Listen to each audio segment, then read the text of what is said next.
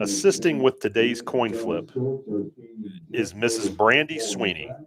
Brandy was the beneficiary of a life-saving heart transplant from 2005 John Marshall High School graduate Charles Chaz Schultz. Due to the generosity of this former Monarch, Brandy is present with us tonight to watch her son play football against the Monarchs. Thank you. We just had a moment of silence in remembrance of Chaz and his life-changing generosity. And now we'll go to the coin toss.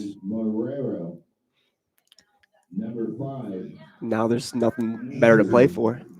No. Best way to start the evening, I think.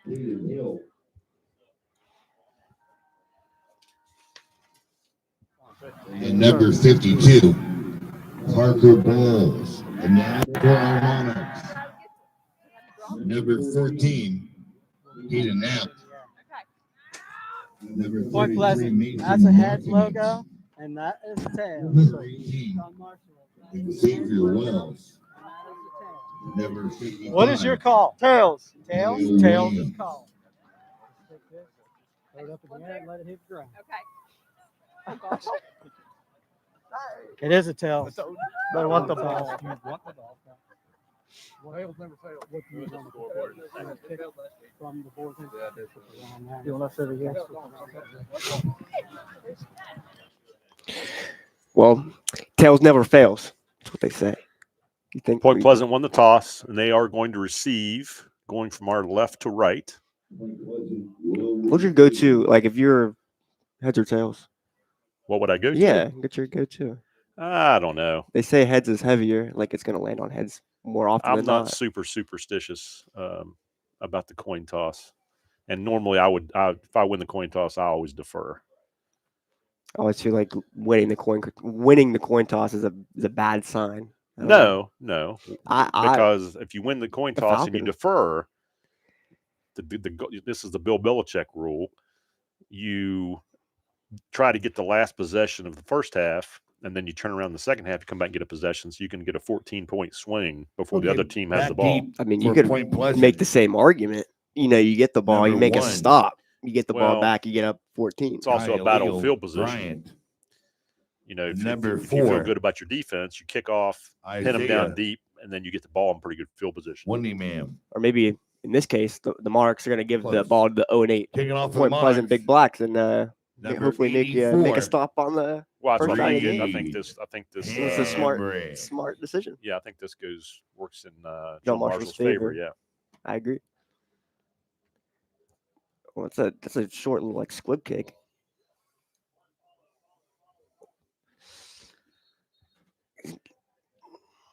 tackle made by John Marshall, number Hayden 44. Hunt on the return for Point Pleasant. Brought down by number 4. All right, coming up with Point Snyder Pleasant, for the you've got Monarchs. their quarterback First and and their 10 leading rusher, for Point Caden Pleasant. Hill. They'll be in He's play rushed from for their own 39. Tonight, over 1,000 yards. over 1,000. He's passed for over 1,000 yards and rushed for over 680. Yeah, so in total, he's at 1,700. So he's got 18 touchdowns, 9 interceptions though. So, 8 passing touchdowns, 9 interceptions, 9 rushing touchdowns. So I think they've got a bit of a scramble. Marshall's gonna have to keep like a QB spy or something in the back. See number 21 in the backfield for John Marshall, Don Cooper. Didn't see him a whole lot last time we were in Monarch Stadium, but he's here and he's there on the first play. Don Cooper wraps him up number 1 right at the line of scrimmage. Great first play for John Marshall's defense. By number 33, Mason Markinich. There first. Play. Don Second Cooper down is to 10. right in there. Well, pretty good start for John Marshall there. Point Pleasant's already now in second long.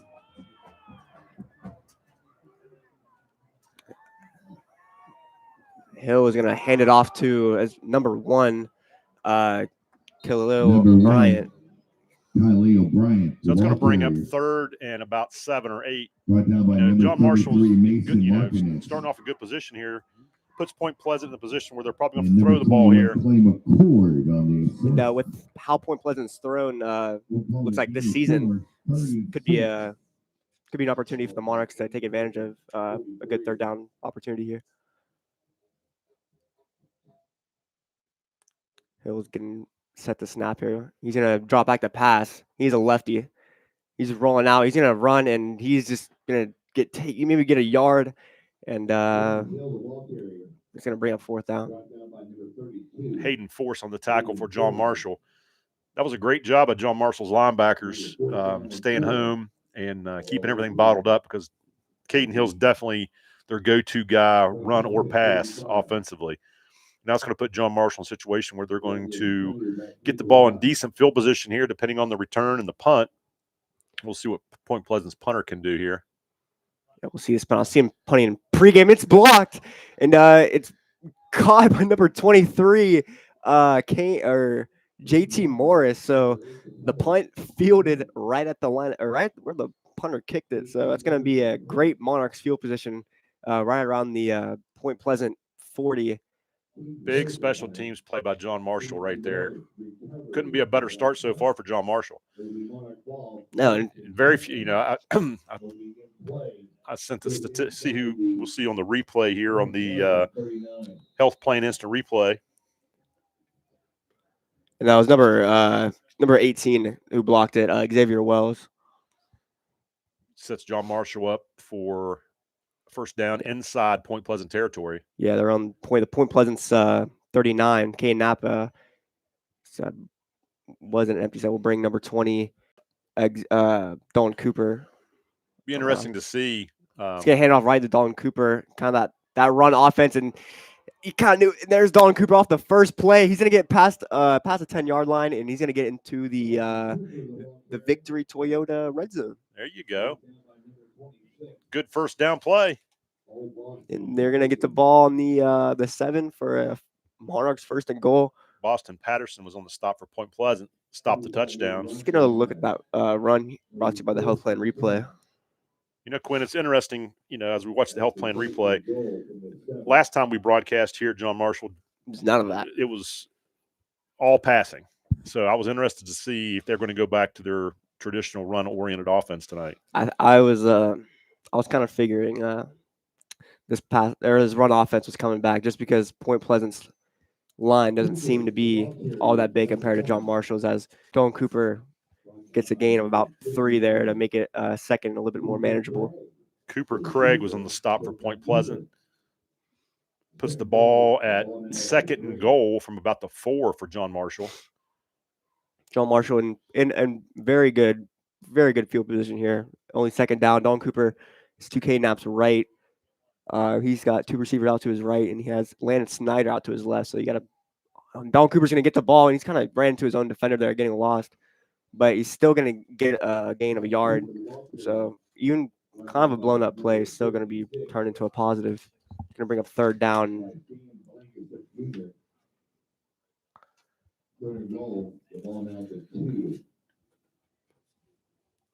So it'll bring up third and goal from the 3-yard line.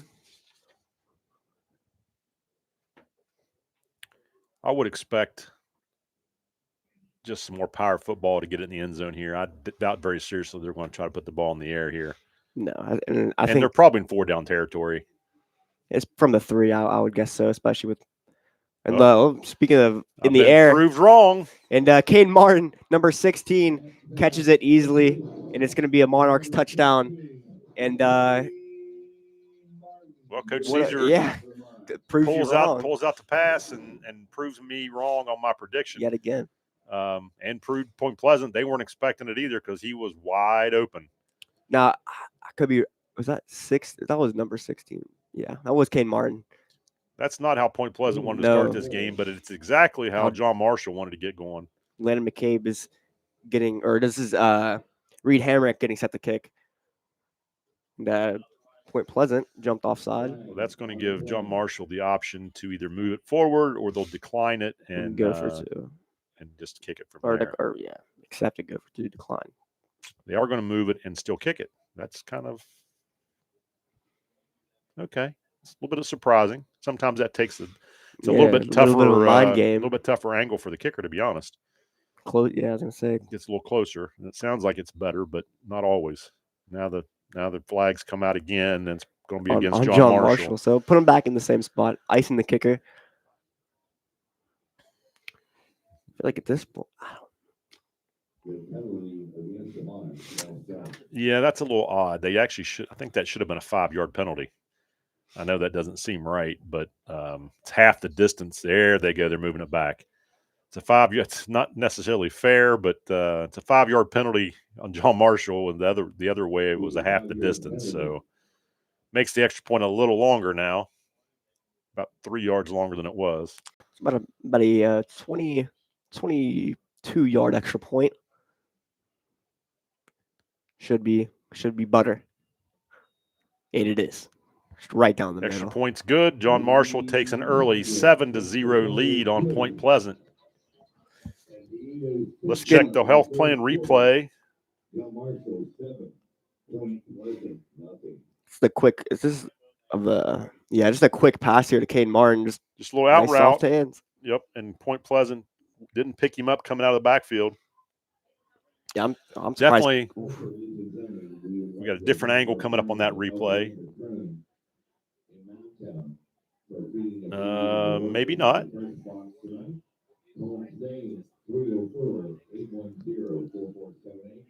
We may or may not have a different angle on that replay. If not, we'll go to the kickoff. Here we go. Let's get another look on the alternate angle on the health plan replay here. This Caden Martin, he's just got soft hands. He's got little hands too. So for him to kind of bring in that ball that's very impressive for him, especially because he's got little baby hands. So it's good. It's very impressive. Caden Martin's a great athlete.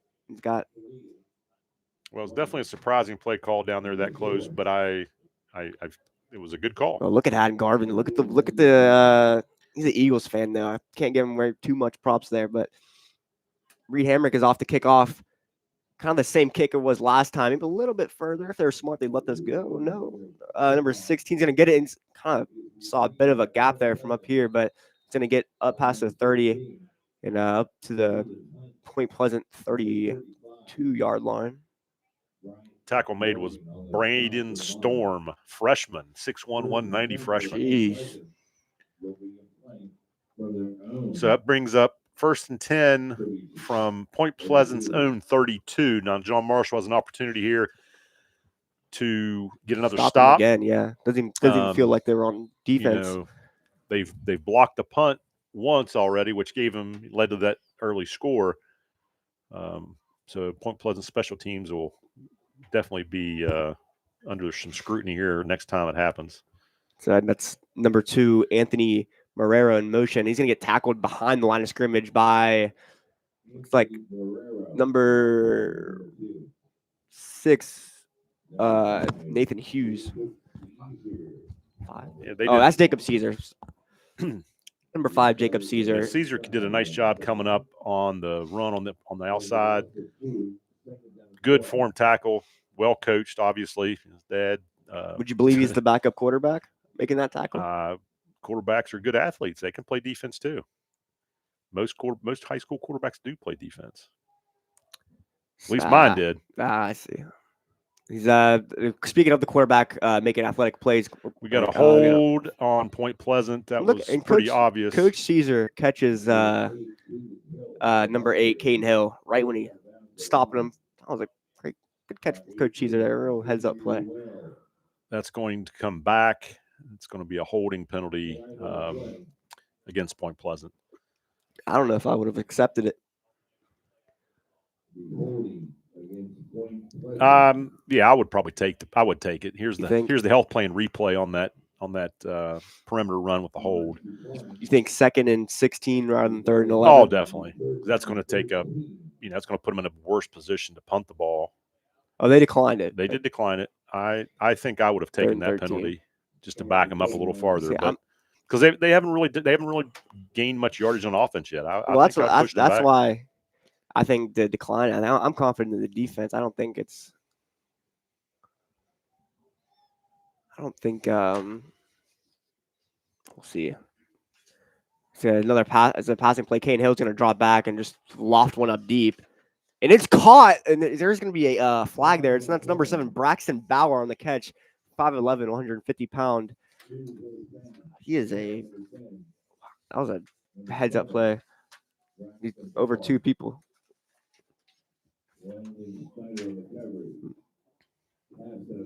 Atlanta Snyder was able to get him down there after the catch. Take a look at the health plan replay on that long pass from Point Pleasant and the flag on John Marshall. Guessing with the flag pass interference, I couldn't. Yeah, it was like didn't even need the flag. Still caught it. Back to the action. Quick pass. Number 2. That is Anthony Marrero.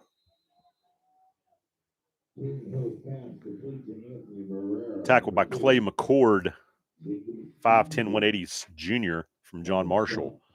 Point Pleasant's kind of finding a. Caden Hill does a nice job. He's got a good arm and he's quick. He's a good athlete. Yeah. I mean, he's definitely their number 1 weapon.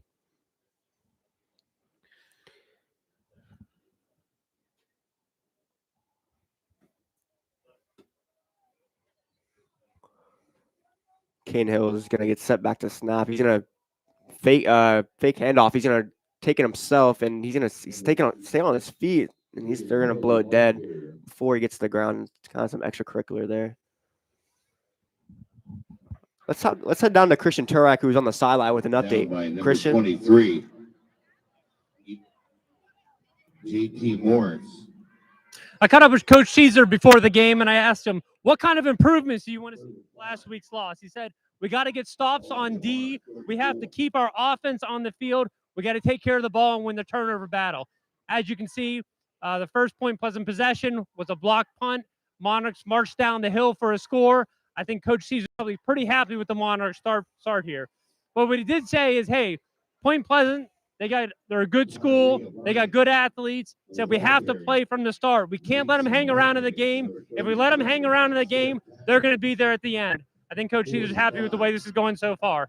For JMHS Sports, Christian Turak, back to you. Thanks, Christian. That's going to bring up a 4th and 5 for Point Pleasant. John Marshall's got a chance here to stop them on 4th down and get the ball back. Their run defense so far has done a pretty good job. Caden Hill's going to drop back to pass, looking for his guy again, number 7. Braxton Bauer overthrew him. He just overthrew him, and he was open. He was open. That does turn the ball over to John Marshall. John Marshall will start 1st and 10 at their own 34-yard line.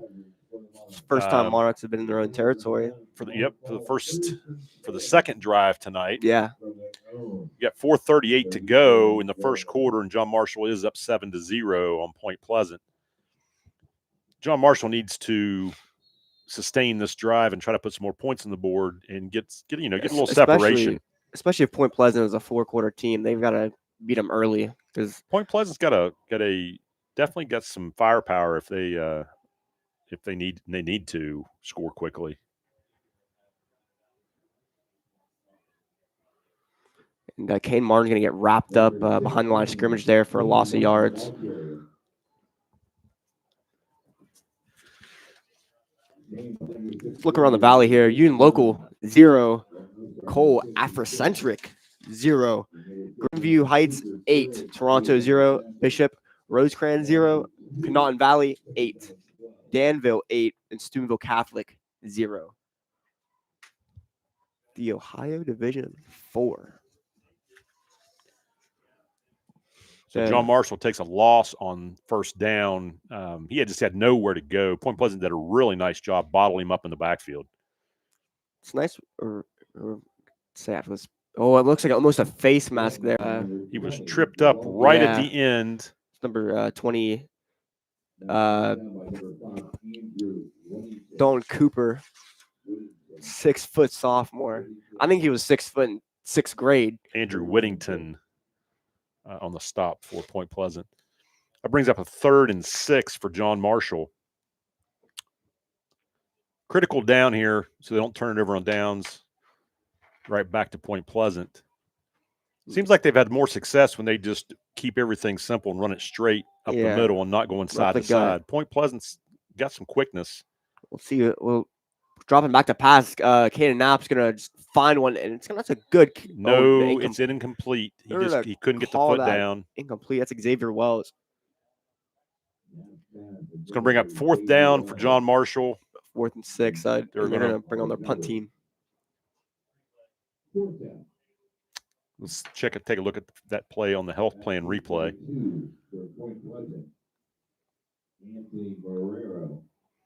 26 for Point Pleasant did not keep contained. He had a perfect opportunity to get a TFL right there, but he lost contain. Reed Hamrick is dropped back to punt. He's got the 2 gloves on. That makes it a little challenging to punt. See what else?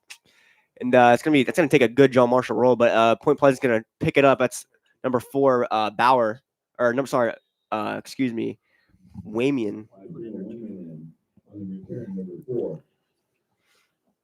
That's gonna be a decent return for Point Pleasant. It's gonna take them in a better field position that it would have. Yeah, that wasn't a great. That was not a great. It's the gloves. Change, you can't punt with the gloves. Change of field position there. So Point Pleasant will take over in their own territory, but in pretty good field position. 1st and 10 on about the 42-yard line.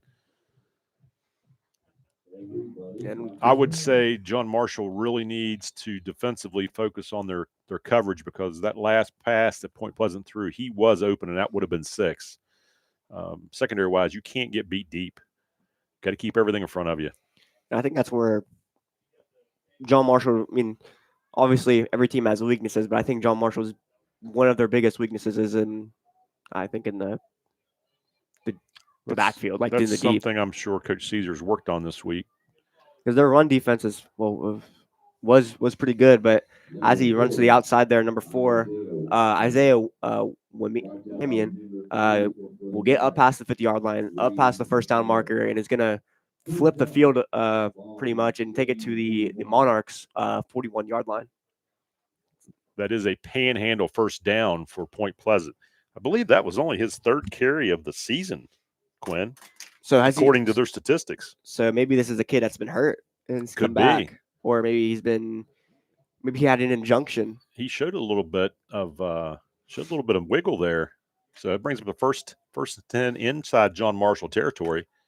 I wonder if he had to go to the state or something to play.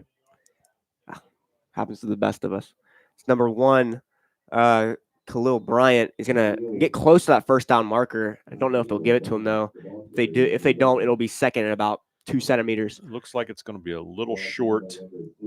Tackled by Landon Snyder for John Marshall. So yeah, it'll bring up 2nd down and about a yard, if you want to say that. If you want to round it to a yard. Perfect play offensively to take a shot to the end zone here. This is always a good opportunity when you got 2nd and short. Yeah. If this was Madden, I'd take a shot.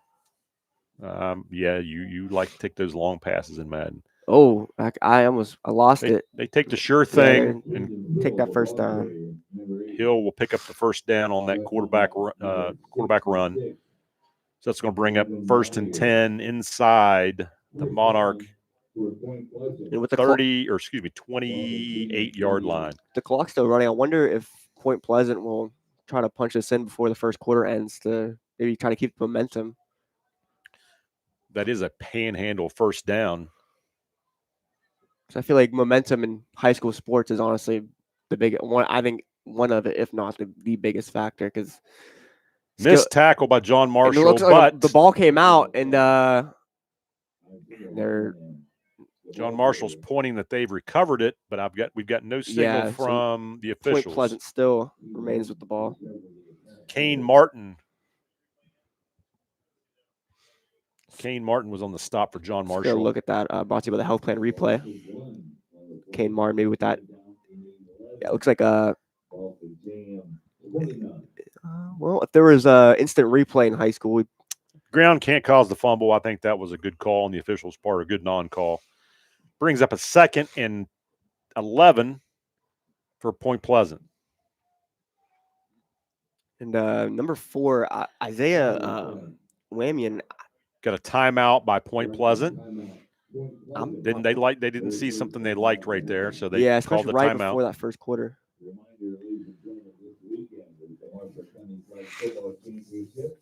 Burning one of their timeouts early in this, well, almost second quarter now. Okay, around the Valley scores, we have Magnolia Valley tied 0 in the first quarter. Johnstown 16, Indian Creek 0 in the first quarter.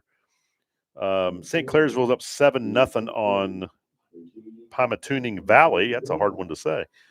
Manchester 14, Edison 0 in the first quarter.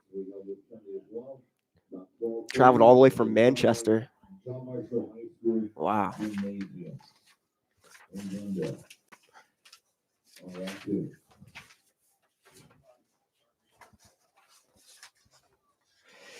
The WJMH crew would like to thank Deep Fleece Brothers Pizza in Moundsville for feeding the crew this season.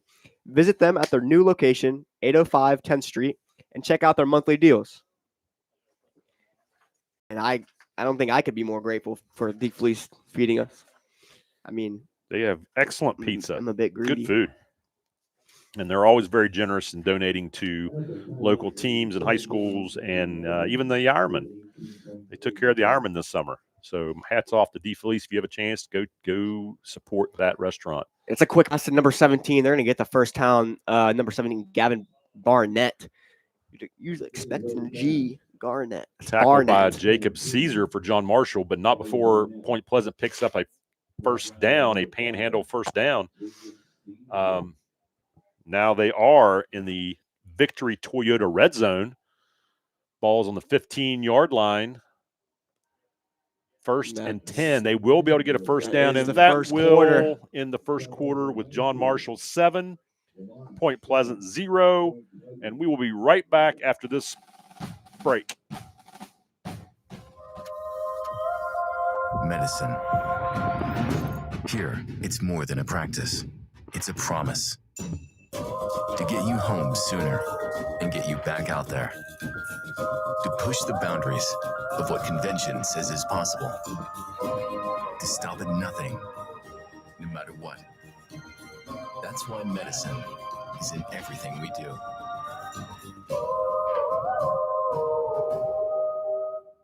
For over 4 decades, the health plan has been rooted in your community and the state of West Virginia. A steady part of your family and your business. We're here for you with health services designed to manage and improve your well-being. The health plan is powered by a team of dedicated healthcare professionals and trusted local partners. Because your health deserves more than just coverage. It deserves commitment. The health plan. Here for you. This WJMH Media production of John Marshall High School football is sponsored by Marshall County Schools, WVU Medicine, the Health Plan, and Gold Query Interact. We're always very thankful for all the sponsors that sponsor John Marshall and all the local area high schools. And all those small businesses around the Ohio Valley. And that's number 1. Touchdown, Point Pleasant. Khalil Bryant. Touchdown for Point Pleasant. That's a cool name, Khalil. Khalil Bryant. Yeah, I mean that's a good design play right off the timeout or right off the according quarter. According to their statistics, Quinn, that's his first touchdown this season. So what's up with these Point Pleasant players? Are they these players coming out of the portal? Well, I don't know. Like you said, maybe there was an injury. Maybe the statistics just aren't right that they've given us. But we're only going by what we've been given. But according to the stats, it's his first touchdown this year. But he looks very athletic. Maybe he has been injured.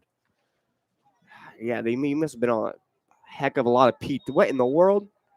It went through. He squeaked it through. It would not have been good from another foot. But that's going to tie the game up 7-7 with 11:55 left in the second quarter. Let's get another look on that extra point here, brought to you by the health plan replay. And this is almost one of those extra points you kind of gotta, I don't even want to say hope. This is, oh my goodness, knuckleball. Well, like I've always told my kickers and punters, if it goes through, the statistics don't say how pretty it was. Exactly. as long as it went through, or as long as it, the yardage is there. Exactly. But it does make a little bit difference if they get in a position where they got to kick a field goal. Yeah, because his confidence is probably knackered right now. That one didn't appear to be good from much farther. If I was feeling, if I was the kicker right now, I'd be like, man, that wasn't Not his best. rocky, Not you his know. best. But Now we got a little Halloween costume there. yeah, a little sincere Galbraith, Little he's Joker. He's getting into it. Everybody's ready for this. Is the Halloween night. Last night we had trick or treat, but it was The 30th. the night before because everybody wants to come to watch high school football. So that was probably a good call. Unless you're from Wheeling or Benwood, for that matter. Because I guess, there's a lot. We have a lot of kids from Benwood and So Wheeling. So Point Pleasant will kick off to John Marshall here.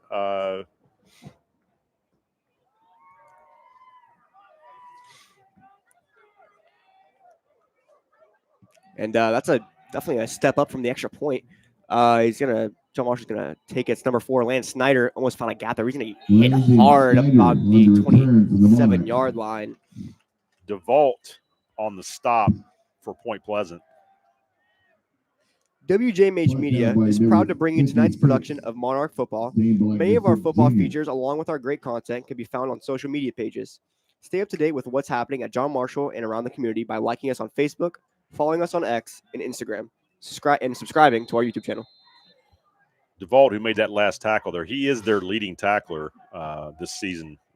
He had 62 tackles coming into this game, and 10 tackles for a loss. So he's their best defensive player. He's playing linebacker. At this point, I'm not even looking at the stats because there's going to be someone who has no stats going to come out here. Landon Snyder, that's a great catch, but there was a flag in the backfield. So we'll have to see if this one's coming back. And from the looks of it, good throw, good catch. And it looks like this one's coming. This is going to be a first down. Looks like it was on the taking the flag, holding on the defense. So Monarchs will obviously decline that and will flip the field.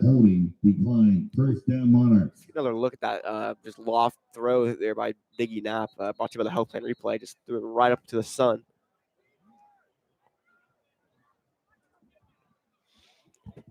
And we've got a Monarch down on the field.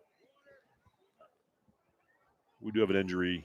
Time out on the field for an injured One of our John Marshall players, but when we come back out of the injury, we will have a panhandle restoration first down for John Marshall. Yeah, they've got a clean and restoration right now. That's where it comes into play. I'm not sure who the injured player is. Let's look around the valley. Brooke is up 6 against Weirton. Cameron 0. Hardy 0. Oak Glen and Clay Patel still tied at 0. Tyler Consolidated and St. Mary's also tied at 0. And that was number 4, Lance Snyder, who just made the catch. So I think he was shocked how good the catch was. So took him a little bit of a second to realize, caught that ball. So he's good now. He got his water. So he's got to sit out at one play. Yeah, because he took his helmet off. No, because they had an injury. So if they stop the play because of an injury, that's like soccer. You have to come out for one play. It's like So John Marshall takes over just outside the 30-yard line of Point Pleasant. Oh, he's getting concussion tested right now. You see that? First and 10 for the Monarchs. Flashing the light in his eyes. Oh, boy. Dalton Cooper, the ball carrier. Dalton Cooper, the ball carrier for John Marshall. Good first down pickup. It's going to be 2nd and 4. Ball's going to be placed at about the 28-yard line of Point Pleasant. John Marshall is getting set up here. Point Pleasant said 29, yeah. And Diggy Knapp, he's got 2 backs. One to his left, one's draw back. He's got a man open. That's Kane Martin in the end zone. That's caught. Touchdown. Kane Martin. That was an excellent route. He ran a post flag out of the corner of the end zone. And a good catch, good throw. John Marshall adds a score, makes it 13-7 with the extra point on its way. Nice. Great over-the-shoulder catch there by.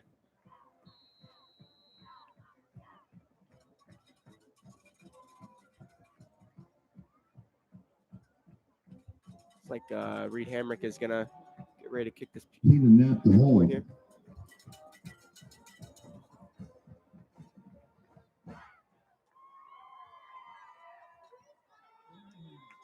The kick is good.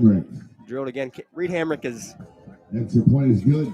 formed himself into a kicker here. 10:51. Take a look at the health plan before replay. halftime. JM 14. Point Pleasant 7. That was a great throw, and honestly, those over the shoulder catches are those are the ones that are hard. It was to a good track. route. Point Pleasant safety number 2, Anthony Marrero, got his hips turned and just could not get back in position. Another angle here brought to you by the So it was a Health good Plan replay. route. He just walked right. I mean, he was jogging. So I was in middle school too. I don't think I've ever seen Kane Martin run at a full sprint before. And I've yet. So John Marshall will kick off with a 1-score lead That with beat 10:51 to Point go Pleasant. in the second quarter. Golly O'Brien. Reed Hamrick is and taking his Isaiah steps back. Wayman, Old Black Buddy. Kickoff, and John Marshall And Reed retakes the lead, Hamrick. 14-7. For the Monarchs. Point Pleasant is getting ready to return. It's that same little squib kick we've been seeing to, it's like number 4. Oh,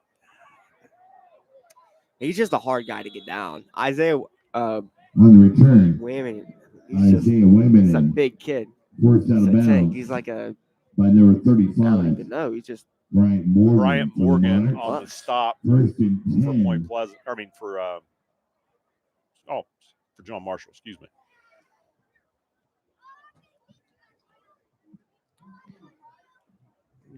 So Point Pleasant will take over 1st and 10 on the 35-yard line.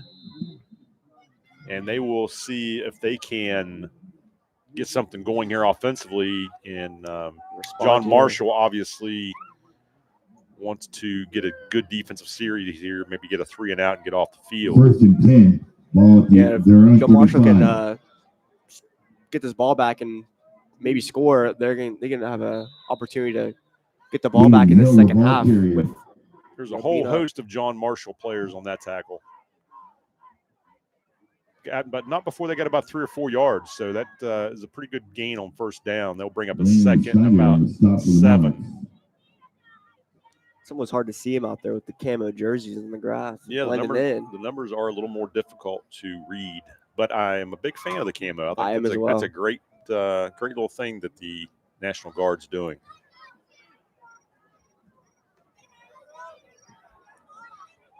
That point, there's another handoff and tackle for a loss. Point Pleasant will lose about 2 yards on that carry and bring up a 3rd down. Whatever. Ball carrier, number 1. Let's look around the Valley real quick. Magnolia 0, Valley 0, Johnstown 23, Indian Creek 8, Loss of 1. 3rd. Claresville 7, Pembroke Valley 0, Edison 7, and Manchester 14.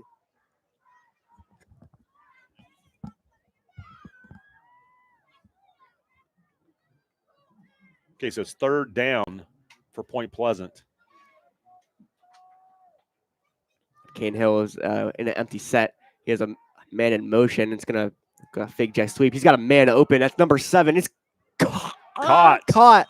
Number 7, Braxton Bauer. Big first down. That was a tight one. Braxton Bauer. Big first down for Point Pleasant. Moves the chains, gets them inside of John Marshall territory. Ball will be on about the 40-yard line of John Marshall. So that'll be a panhandle and cleaning restoration first down for Point Pleasant.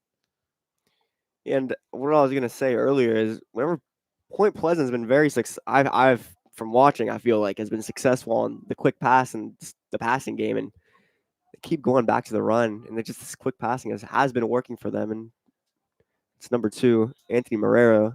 Now that was a short down. That was a short gain by Point Pleasant there. John Marshall did a nice job on the perimeter to corral and wrap him up. I think John Marshall knows. Tackle by number 33, Mason Markinovich. Point Pleasant picks up 1 yard, brings up 2nd and 9. Seems like it's a little back and forth offensively. Yeah. Both teams have done some good things offensively and defensively. You know, they've gotten some stops, but and almost a stop there behind the line of scrimmage there. But Khalil Bryant is going to shut off a tackle and get a gain of about 4 there, maybe 3. It's going to bring up about a 3rd and 6. John Marshall's they've missed a few tackles tonight. They've got to do a better job of wrapping up. I mean, they've been in position that they can, either get a stop with no gain or even tackle for a loss, and they've missed a few. I feel like that's been the theme this season is just the arm tackling. You definitely can't arm tackle. You got to get your body and your shoulder into it. Technique wise, they're not bad. It's just commitment. Commit. You just gotta hurl them down. Get your body at him, and so he's looking deep for his man. It's number 7. There's no flag. A little bit of contact there, say, but they didn't. The official didn't say that they not enough to throw the flag. That was Braxton Bauer, the intended receiver. I almost kind of saw the. Let's take a look at the health plan replay on that passing play. It's number 16, Kane Martin, in coverage. That almost, I don't want to say got away with one there, but there was a little bumping, little hand checking. Bit of in his way of in his path, but bring up a 4th down for Point Pleasant. They will go for it, and they go empty backfield. Chance for John Marshall to get a 4th down stop. Kane Hill with a low snap. We'll still get it. He's going to run. Oh, John Marshall kind of trips himself up, and Kane's going to try to find a. And that's going to be incomplete. That's number 1, Khalil Bryant. It hit the ground first. That was still a great, just like, I don't know how you escaped that. I mean, you would have told me 3 seconds ago if I thought he was going to be tackled. I would have said, yeah. I mean, there was 3 guys all around him. I mean, he did a good job of escaping pressure, but John Marshall lost a little bit of a contain. Pass-wise, he was open, just stood a little short, but that's going to bring up a 1st and 10. John Marshall will take over with a chance to increase their lead here with about 7 minutes to go in the second quarter. Be nice, John Marshall will get the second half kickoff, so it'd be nice if they can drive down here and get a score. Probably won't be the last possession of the quarter, but, the quarter is about halfway over. And Knapp can set the throw. He's got a man open. Xavier Wells, and it's caught. And he's gone. He's going to be inside the end zone. That's a touchdown. There is no flags that will count, and that was a big first down for John. Big first down touchdown for John Marshall. That was a great catch. But you could tell he was focused when he reeled in that ball. He bobbled it a little bit, but he brought it in. I will say, Quinn, I think over the season, John Marshall's passing game, especially the last couple weeks, has drastically improved from how they started this year. Oh my gosh! Yes. The beginning of the season, their passing game was, I would say, there's butter just everywhere. Okay. The run game was excellent, and then I think they're starting to play better at the right time. Offensively, they've run the ball pretty well, and their passing game has definitely stepped up the last couple weeks that we've called the games. Reed Hamrick. It's good. He's 3 for 3 for. Oh, no good. Looked good from this angle, sometimes but it's hard to tell up here in the booth. That will still make the score 20-7. John Marshall with 7:05 remaining in the second quarter. Let's get a look at that extra point here. That thought went in, but a little ride here. I brought you by the health plan replay. See where it actually went. Good hold. A little bit of a knuckleball, it looks like. Looks like went a little, was it left or right? I don't know. And the official shakes his head and. Wait, let's see which way. He didn't do the. Our spotter is saying it went right. We'll take his word for it. We're very thankful for our spotter, Neil Burkett, tonight, is donating his time to come up here and sit with us and help us call this game for John Marshall. I mean, there's nothing else better to do on a October 31st Friday night. I mean, what else would you rather be doing? He was excited when I asked him to come up here and spot the game. He is a former John Marshall graduate, I believe 92 graduate. 1992, was a heck of an athlete here at John Marshall. In the Super Hall of Fame. Just kidding. Reed Hamrick with a little bit of a onside kick, maybe? Little squib kick. Little squib kick. Little odd. Here's some scores around the valley. We have Union Local up 7-6 on Afrocentric. First time I've seen that school name. Toronto 14, Grandview Heights 0 in the second. Connaughton Valley and Bishop Rosencrantz tied at 14. Steubenville Catholic is down 16-0 to Danville in the second. Now we're back, and Point Pleasant will be starting at their own 35-yard line. I didn't even know Ohio had 27 regions. They have a lot of – that's a big state. I know, but imagine Texas. I can't That's imagine. true. Or Alaska. There's number 4. There's a looks like maybe a hold there. Got some laundry on the field. That was a pickup of 9 yards, depending on who the flag was on. JT Morris was on the stop for John Marshall. Looks like it's going to be against Point Pleasant, so that's not going to hold up. So that should bring up a 2nd and 20, I believe. So it's not where Point Pleasant wants to be, behind the sticks, with 6:57 to go in the second quarter.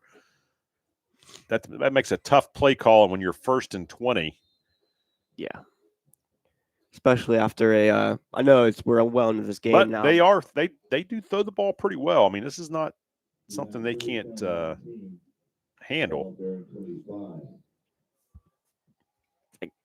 Point Pleasant trips out to the left, so you're expecting a pass here on 1st and 20. He's going to drop back Kane Hill. He's going to try to find one out deep to number 4. And if that's caught, that's a great catch. That's number 4, Isaiah Wammenham. I mean, he's got every right to celebrate after that catch. I mean, that was – Landon Snyder was on the coverage for John Marshall. Bit of a head top there. That they call it. That route, that's the second big play with a flag route. Let's get another look at that, brought to you by the Health Plan Replay. You know that there's a guy from Marshall, West Virginia, who makes really good catches that kind of look like that. You know what I'm talking about? From Marshall, West Virginia? Yeah, you know. Or went to Marshall University? Yeah. Marshall University, that's what I meant. You know about Randy Moss? I'm talking about Randy Moss. That was a long time ago. Talking about Randy Moss. You bringing about that one out of the closet. He's a West Virginia legend. It's the same with Steve Harvey. So Steve Harvey from West Virginia? I did know Steve Harvey. I've actually watched Randy Moss play in high school. Him and Trace McSorley. You saw Trace McSorley. I coached against Trace McSorley, honestly, when he was at Briar Woods High School. That was not enjoyable, to be honest. Yeah, I can't imagine. Number 17, and oh my gosh, that's a great block by Isaiah Wammenham, and pulled him off. Number 17, Gavin Barnett. You can't ask for a better friend than Isaiah there. I mean, pulled off the John Marshall defender off his back. Snyder on the tackle for John Marshall. It's going to bring up 3rd and short for Point Pleasant. They're throwing the ball very well tonight. No, it's going to design QB run. Number 8, it's going to get the first down and more. And that's going to... Another missed tackle by John Marshall. It's been the theme tonight. Tell you what, Hill has done a nice job this season, according to their statistics. You know, he came in with throwing. He had come in with over 1,000 yards passing, so he's no stranger to putting the ball in the air. Here's a Panhandle restoration replay. Panhandle cleaning first down. Oh, excuse me. Health plan replay. Health plan replay. It was a Panhandle first down. I mixed them up. Oh, good. Because watch Kane Hill. He's going to drop back to pass. And it's intercepted. Oh, wait. Yeah, they were going to say intercepted. That was number 18, Xavier Wells, who just subbed on. And that's going to be Caden Hill's 10th interception of the season. So that was a big play for John Marshall because Point Pleasant was marching, and John Marshall stopped him. Now they're going to be well inside their own territory. Well inside their own 5-yard line. It's going to be about 1st and 10 from about the 4-yard line. They got to drive 96 yards, 5 minutes. But the way Point Pleasant was going there, Quinn, I think they would have probably scored. I agree. So that was a big turn of events. Now they might have a chance to put one in to get 2. pull a New England Patriots 28-7. Oh, don't even say that. and score and get the ball back after Don't halftime. even say that. 28-7. You know what happened last time? It was 28-7. I'm not sure what you're referring to. The Falcons and the Patriots. Oh, It's a cursed score. You can't let it get to that. Big first down play. Xavier Wells get that first down. It's a Panhandle cleaning and restoration first down. Excuse me. 28-3 is a cursed score. I'm telling you, or 28-7. All right, we're good. It's not 28-3. 28-7. It could be 28-7. So John Marshall will take over first down. Not take over. They will move the chains to the 20, 1st and 10. And they have about 4:45 of the clock running before the end of the first half. Empty backfield for John Marshall. Yeah, Kane Knapp is going to throw this one. He's going to roll out to his right, just trying to find somebody. He's going to, kind of popped up in the air there. Well defended by Isaiah Wamanen, sophomore, 5'11", 170-pound player from Point Pleasant. He's been everywhere tonight. He has been. All around for me. I think he's been the highlight of this Point Pleasant offense and honestly defense. Here's a health plan replay of that pass and defense.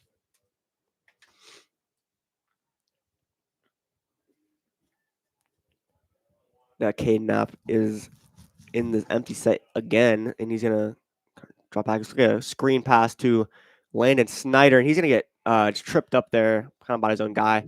So he ran into Kane Martin's little feet. That was well set up.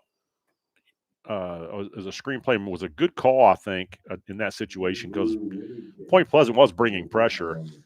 But they just couldn't execute, and the perimeter players for Point Pleasant, the outside linebackers, did a good job of staying home and corralled John Marshall and made a stop there. So it's going to bring up 3rd down and about 6 with the clock still running. Actually, the clock stopped on an incomplete pass, 3:55. That clock's running. No, it is running. He did complete the pass. Sorry. The clock would be running. And Caden Knapp is throwing. As he's got man open. That's Caden Martin, and he's caught. We have a flag down. We have a little laundry on the field. It's probably going to be coming back unless there was some contact. Yeah, we'll see what the officials say. It looks like the ball is. Waymanham is talking with the official like he was the guilty party. So it looks like the play will stand, and that will bring up a Panhandle cleaning restoration first down. Just gonna look at that. Brought to you by the health plan replay of that. It's like a little scuffle. Must have been early on. The flag was thrown early. A bit of a hold or PI there. 3:29. The clock is moving. I don't want to do any WAPO plays here, though. Just under 3 minutes and 30 to go. Going into halftime, you don't want to. It's going to that same route that Xavier Wells scored that touchdown on. He's looking for it. And it's caught again. Xavier Wells inside the 10. What a catch! Tell you what, that ball hung in the air forever. I was just looking at the play, thinking that probably wasn't a great decision because they did have him double covered. But he hung it up there so long that it got to where it needed to be. Wow. That's a Victory Toyota. They're gone to the Victory Toyota red zone just from that play alone, and that's a Panhandle cleaning and restoration first down. Let's get another look at that arcing throw by Caden Knapp, brought to you by the health plan replay. Probably count there are 2 seconds in the air, 2 full seconds, 2 Mississippis. Good hard run by John Marshall. Does a good job to keep his hands on the ball and brought down by number 52, Parker Bowles, senior, 5'9", 217 senior for Point Pleasant. Just under 2:30 left to go in the second half. John Marshall. 2nd and goal from about the 7. So maybe take their time a little bit, punch it in. I guess, you're up. Just got to punch it in. Let's just see Caden Knapp give it to, there it is, Don Cooper. Nowhere to go for John Marshall as Point Pleasant was right there ready with a host of big blacks for the stop. I do like their mascot. They do get inside. They do get to the 5, so it's gonna be 3rd and goal from the 5. Again, I feel like it's probably 4 down territory here, and also with a 20-7 lead, with a minute 40 and the clock running, John Marshall probably wants to take as much clock as they can here, so Point Pleasant didn't have a whole lot of time to try and score. He's got wide open. Oh, the defender fell down. Point Pleasant defender fell down and left John Marshall wide open in the end zone. That was an easy throw and catch. Landon Snyder was the recipient of that catch or that pass, and it is another touchdown for John Marshall that will take it to 26-7 with the extra point to come. And we'll see if they maybe go for 2 here to kind of get back that. They are going to go for 2. Must have some OCD down there. They want to make it even, make it 28. I like that. I actually do. I appreciate that. I'm glad they're making the score right. Don't want to scoregami, if you know what a scoregami is. That's in. That's 2-point conversion. Scores right back to where it's supposed to be. Nice and even. Nice and 28-7. Nice and rolls off the tongue. It's nice. With 1:28 to go in this first half, John Marshall takes a 28-7 lead here at Monarch Stadium. Quinn, the second half couldn't have. Well, it's not over yet, but the second half couldn't have ended. Second half, second quarter. Excuse me, could not have kind of ended any better for John Marshall here, knowing that they're going to get the ball in the beginning of. It was that's quarter. What 21 unanswered points from John Marshall, correct? That is because they did tie it 7-7. Here's the health plan replay of that last scoring play for John Marshall. You can see the cornerback for Point Pleasant just lost his footing and left John Marshall with an easy throw and catch for the touchdown. Yeah, I'm sure it was hard for Landon there to keep his composure. Sometimes those plays, Quinn, are the toughest to execute because you're so open. It's hard to catch it. You think about it too much. You think about it too much. So that was a great execution from Snyder. And now John Marshall will kick off, and Point Pleasant will have 100. We'll have 1 minute and 28 seconds to see if they can put some points on the board and close this gap before the end of the first half. It's been kind of an offensive show from John Marshall so far this half, Quinn. Yeah, you would think, honestly, if Point Pleasant capitalized, this would be a very high-scoring game right now. This would be almost a shootout, but John Marshall was able to – that's another the interception from that last possession, the interception from Point Pleasant, really, I think, was a big turnaround. That's probably been the play of the game so far, because that could have definitely been a 20-14 turnaround. Let's look around the Valley real quick. Magnolia 0, Valley 0, Johnstown 23, Indian Creek 21, Pymington, St. Clairsville 21, Edison 7, and Manchester 17. Still very impressed. Manchester came all the way from the UK. Union Local 7. Oh, I'm not sure how we say that name. The Pymington. I don't listen. I want to apologize anybody from Pymington. It's number 1, Khalil, and he's gonna get about -6 yards on that play. Dalton Cooper held on. He came up, made the stop, grabbed the jersey, and held on for a TFL to make it 2nd and long for Point Pleasant. Let's go around the Valley. Sorry, Union Local 7, Cole Afrocentric 6, Grandview Heights 0, Toronto 21, Bishop Rosecrans 21, Connaughton Valley 20, Danville 24, and Steubenville Catholic 0. They're definitely testing our vocabulary tonight with some of these teams. It's like tongue twisters. Clock is running for Point Pleasant, so they've got to put the ball in the air. Almost a big interception for John Marshall. It was a tipped. That does stop the clock, however, with 38.6 seconds remaining. That brings up 3rd down for Point Pleasant. Sometimes these are dangerous situations because when you just take a knee. Well, you want to get back in the game, but you also don't want to give John Marshall another opportunity to score here before half and really put this out of hand. And get the ball back after halftime. That is correct. I mean, you're already risking a 35-7 point lead already. You don't want to make it 42.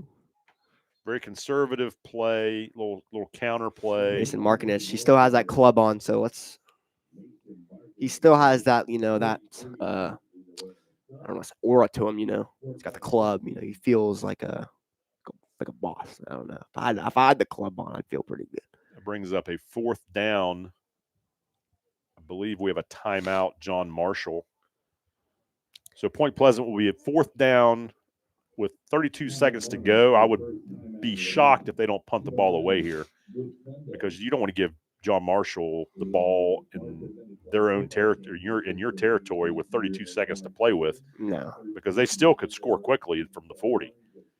And if John Marshall scores before half and getting the ball back after half, that might put the game out of reach for Point Pleasant. Well, the only other punt that's been punted by Point Pleasant, was that blocked?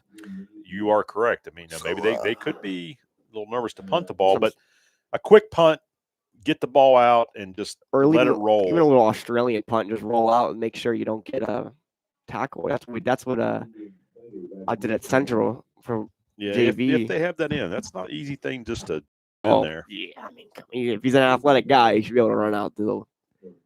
Oh, and that's a straight up kick. Maybe about Kane Martin. Get a little bit of a Point Pleasant roll. Or John Marshall. Or Point Pleasant. What am I talking about? Point Pleasant roll. Give John Marshall the ball with 21.1 seconds left on their own 32. I wouldn't be surprised here if Coach Caesar just has them take a knee and takes the ball in at 28-7. There's no reason to chance a turnover here and give Point Pleasant any positive thing to go into half with. You know what? And since you said that, Kevin, I think you've been proven wrong this entire night. I think he's going to take a shot.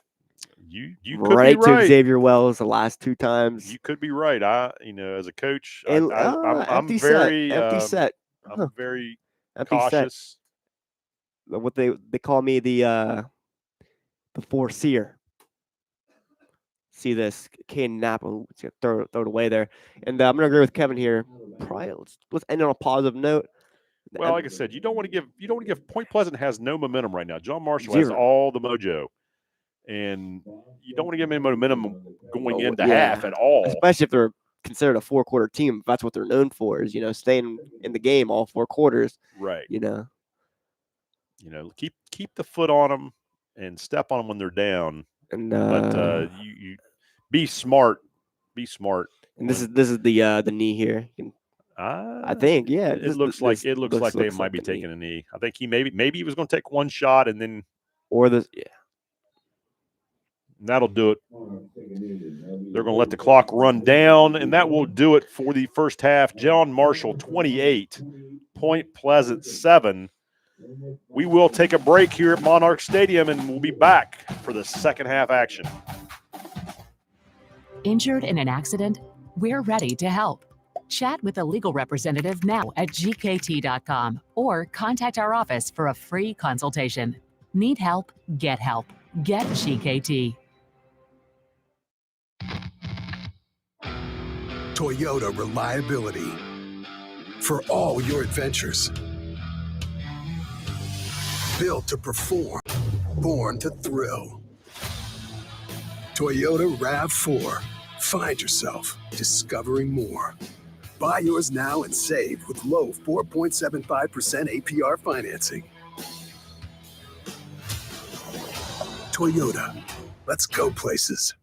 We rely on tractor trailers to keep our economy moving. But when a company puts profits before safety, tragedy happens. If you've been injured in a truck crash, time is critical. Contact GKT today. Need help? Get help. Get GKT.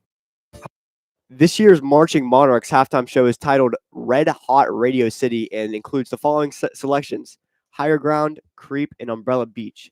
The JM band director is Tracy Philbin. The 2025 field commander is Carly Minch. The drumline captains are Michaela Kazemka and Rayleigh Lensnet. The percussion instructors are Nick Bruce and Josh Garrett. And now the Marching Monarchs. 1, 2, ready, and...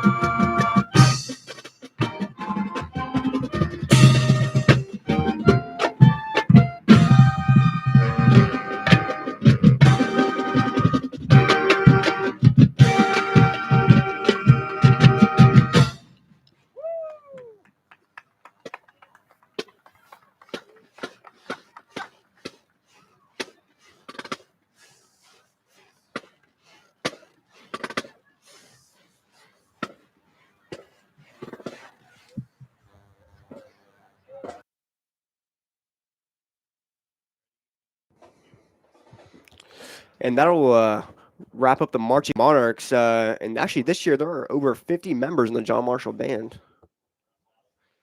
Let's look around the valley while we're here. Brook 20, Weir 8, Cameron 0, East Hardy 7. Eau Glen 0, Clay Patel 8, Tyler Consolidated 0, and St. Mary's 7. Cameron's having a rough year this year, I think. I feel like it's a rough year every year in Cameron. Okay, so we're going to take a look at some replays from halftime. The first quarter, there was a John Marshall touchdown, made it 7-0. It's the early way to get the game going. Yeah, John Marshall got the game started off on the right foot there. When there's still a little bit of daylight out. Now here's a second quarter. John Marshall touchdown, made it 14-7. This is a big play. That was a big play. Yeah, that was the big. Nice catch. It's landed Snyder.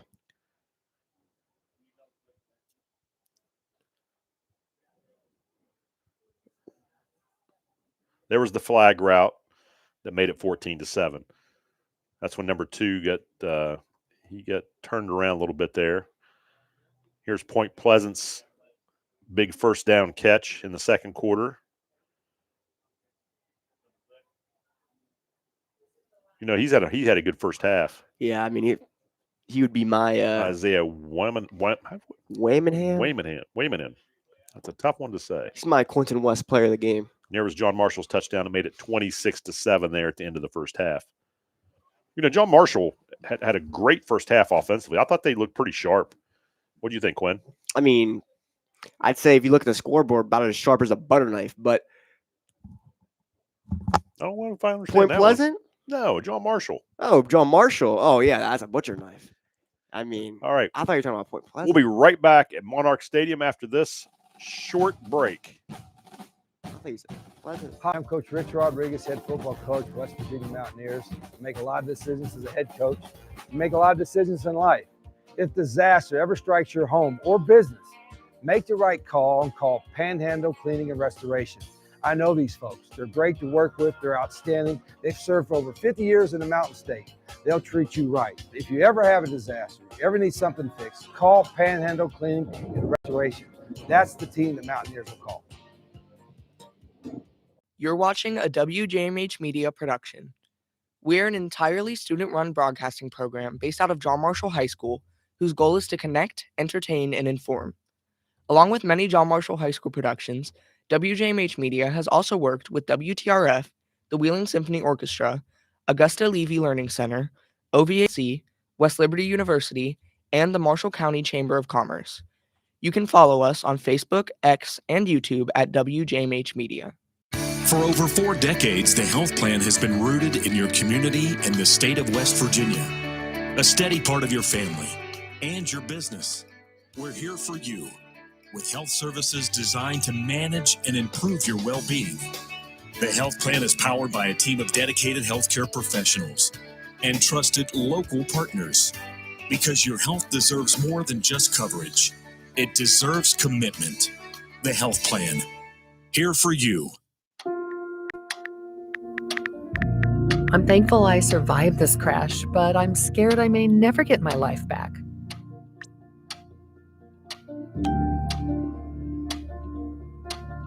This was not your fault. You should get legal help.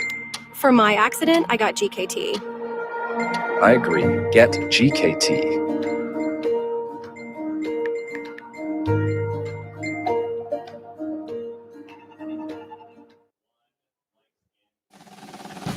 Welcome back to Monarch Stadium.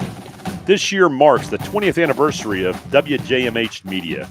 The student-run broadcasting service of Marshall County Schools began in August of 2005 under the direction of John Marshall High School class of 1995 alumnus Tony Wood. For the past 8 years, Carly McElhaney, John Marshall High School and WJMH alumni from the class of 2011 has been the instructor. WJMH Media, based out of John Marshall High School, has been connecting, entertaining, and informing the community for 2 decades. Thank you for supporting the students' productions for the past 20 years. I was just telling you, Quinn, earlier, you guys are very fortunate. This is a great program here at John Marshall. And, the students here who get involved with the media are getting invaluable experience of what's going on, with how to produce, how to film, and how to announce, all kinds of different things that you guys are getting exposed to, which is not a lot of schools get to do those kind of things. And I can't thank Miss McElhaney and Mr. Wood enough for allowing us to have the experience at all. I mean, this is. Yeah, they do a great job. Great job. A couple of fun facts here as we're waiting for the second half to begin. John Marshall this year has 29 cheerleaders, making it one of the largest cheer squads the school has ever had. Every year, the John Marshall cheerleaders host a kiddie camp for primary, elementary, and middle school students. This year, the squad hosted 190 campers.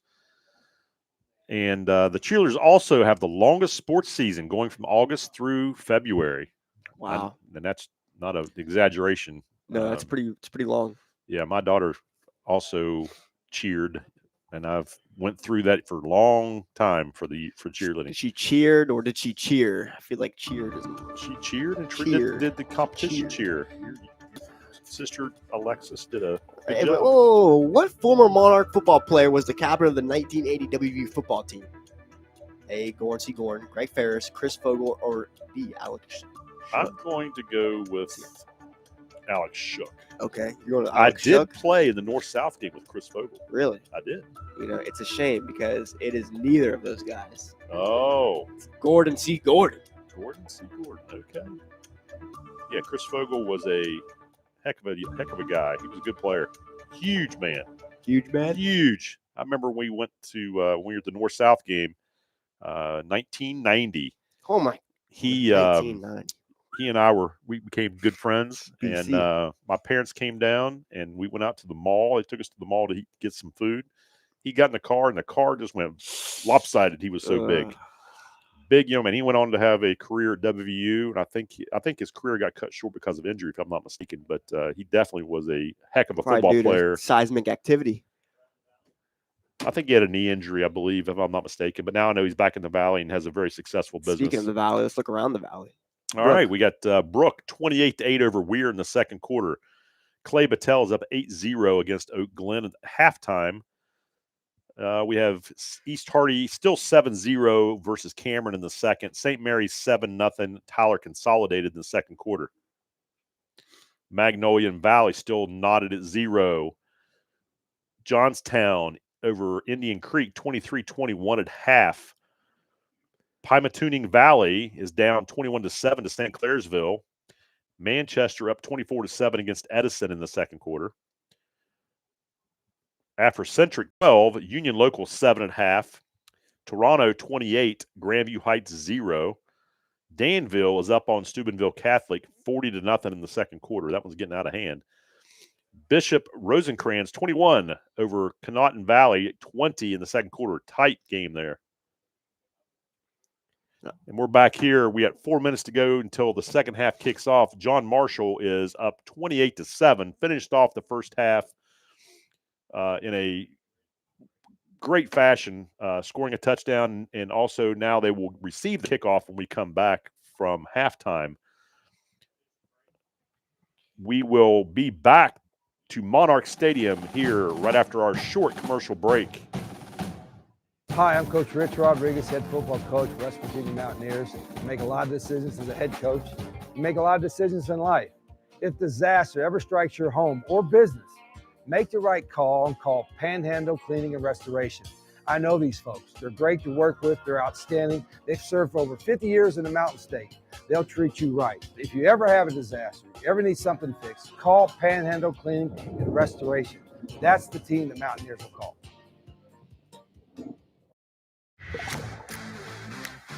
Toyota dependability.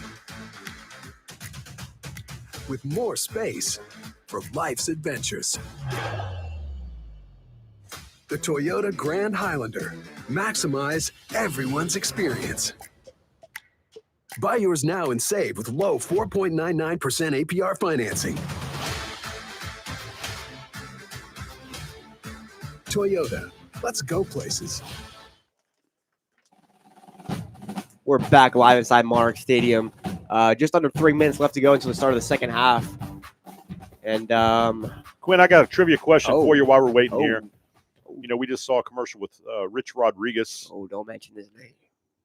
Head coach at WVU. Do you know where Rich Rodriguez went to high school? Where did? Take a guess. Can I have a hint? I mean, you played their team in soccer this year. That'll give you a hint. Did we? Do you know if we won or lost? You did not win. Was it bad? Was it pretty bad? I'm just going to say you did not win. Well, you know, considering our soccer team is pretty legit, you know, we've had a great soccer season. You know, first home OVAC game ever. Just want to point that out there. Winning a season soccer, whatever. Sorry, I'm getting sidetracked. We're getting sidetracked here. Musselman? Did we play Musselman? It was not Musselman. He was a. Fairmont Senior. No, sir. Am I getting warmer? North Marion High School. North Marion. He was a North Marion graduate, I believe, in 80. I think he was in the 84, 83 range. North Marion. Sure. So the team that absolutely is the one that housed us. Yes, in the playoffs. Yes. He also was, he took his first head coaching job at Salem College in 1988. Salem, West Virginia? Salem University. And then he took over at Glenville State, I believe, in 1990, if I'm not mistaken. Because that's when I came out and went to Fairmont State, and he was the head coach at Glenville State at that time. So I got the pleasure to meet him several times over the years. As we were on the same play. Oh, very friendly, very nice guy. Had several conversations with him. But yeah, he was very successful at Glenville State. Ended up going to the national championship game, I believe, once or twice. He thumped us at Fairmont a couple times while I was there. And then he ended up going on to Tulane, I believe, was his next stop as an offensive coordinator. And then I think he I think he was following one of the Bowden brothers around for a little while, and then he became and got the head coaching job at WVU, the first stint. This WJMH Media production of John Marshall High School football is sponsored by Allied Realty Groups, Panhandle Cleaning and Restoration, Felice Brothers Pizza, and Victory Toyota. Well, we have Christian Turak on the field talking with Coach Caesar. Christian. Here with Coach Caesar here. Coach, score side of 7-7. You're a little animated on the field at that point. Monarchs scored 3 straight touchdowns. What does that tell you about the team that kind of responds?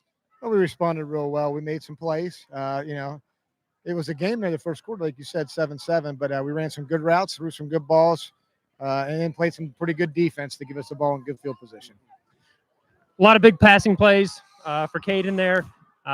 What was he seeing there? Well, why were those plays available for the Monarchs? Well, good job, good play design, actually, getting one-on-one and superb routes. Can't complain about the receivers' routes, absolutely perfect routes, and he's had a little time to throw the ball, so it makes a big difference. 21-point lead at half. What do the Monarchs need to do to put this one away in the third quarter?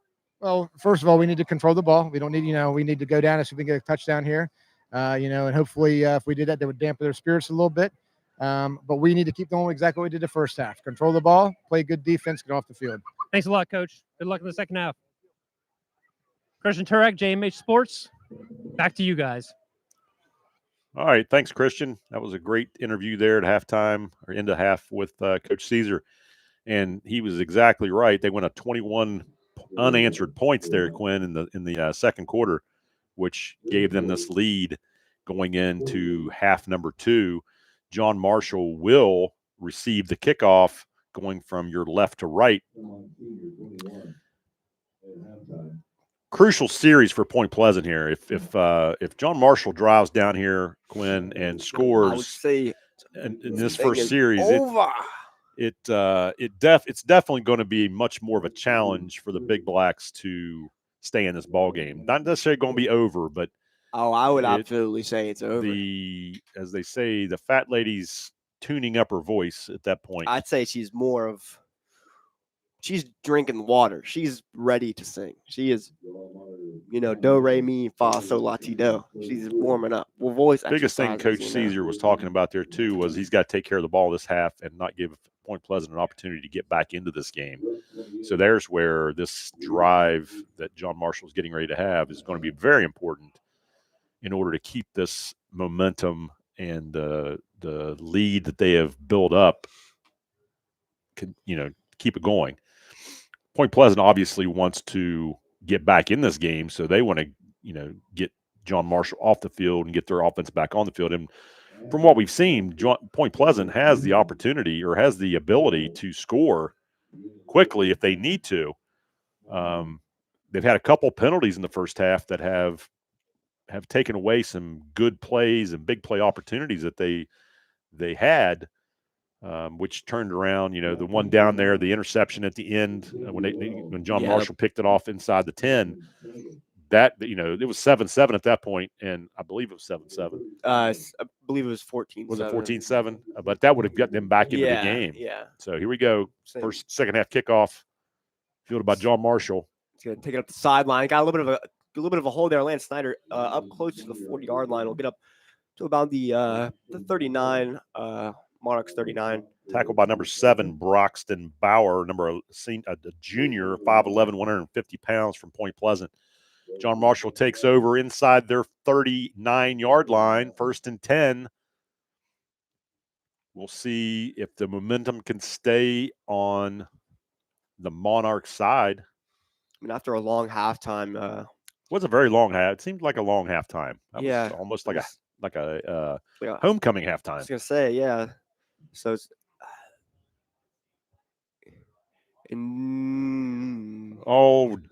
John Marshall had a wide open receiver and he just fell down. I don't know what happened there. I guess as they say, that line tripped him up. Here's a health plan replay of that missed opportunity from John Marshall. You know who that was? The turf monster. That could have been the turf monster. Yeah, ooh, that's a great point.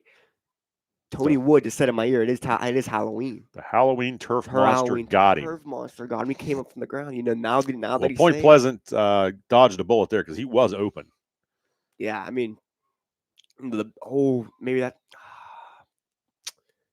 We got timeout, John Marshall. So John Marshall's using a timeout 12 seconds into the second half. So, Yeah, early timeout. Kind of surprising, but they must have seen something that they didn't like, or formation or personnel that caused Coach Caesar to use his timeout or burn one of his timeouts. I'm sure he was very frustrated to use that timeout here this early.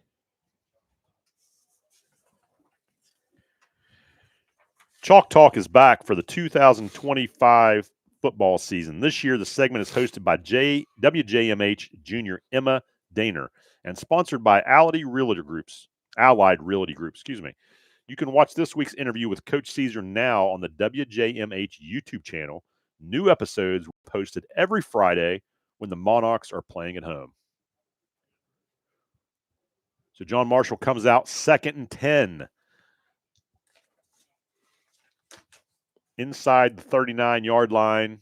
Set up on the right hash. Is there I almost know. I feel like I almost know every rule to football except why they line up the ball on the hashes, because that ball was thrown over to the left. So I'm a little bit confused on why it was on the right hash.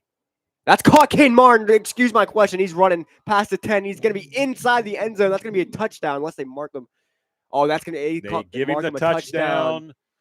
John Marshall couldn't have had a better start to this second half, and they moved the score 34-7 with the extra point coming. Quinn, I will answer that question. The reason the ball was on the right hash, because when they had the kickoff, they kicked off and they ran it back on this side of the field. So the ball was on this hash. Was that first play on the right hash as well? Correct. I missed it. So they threw an incomplete pass. Ball comes back to the hash. So I just missed it. Yes. So the ball never moved off the hash. Okay.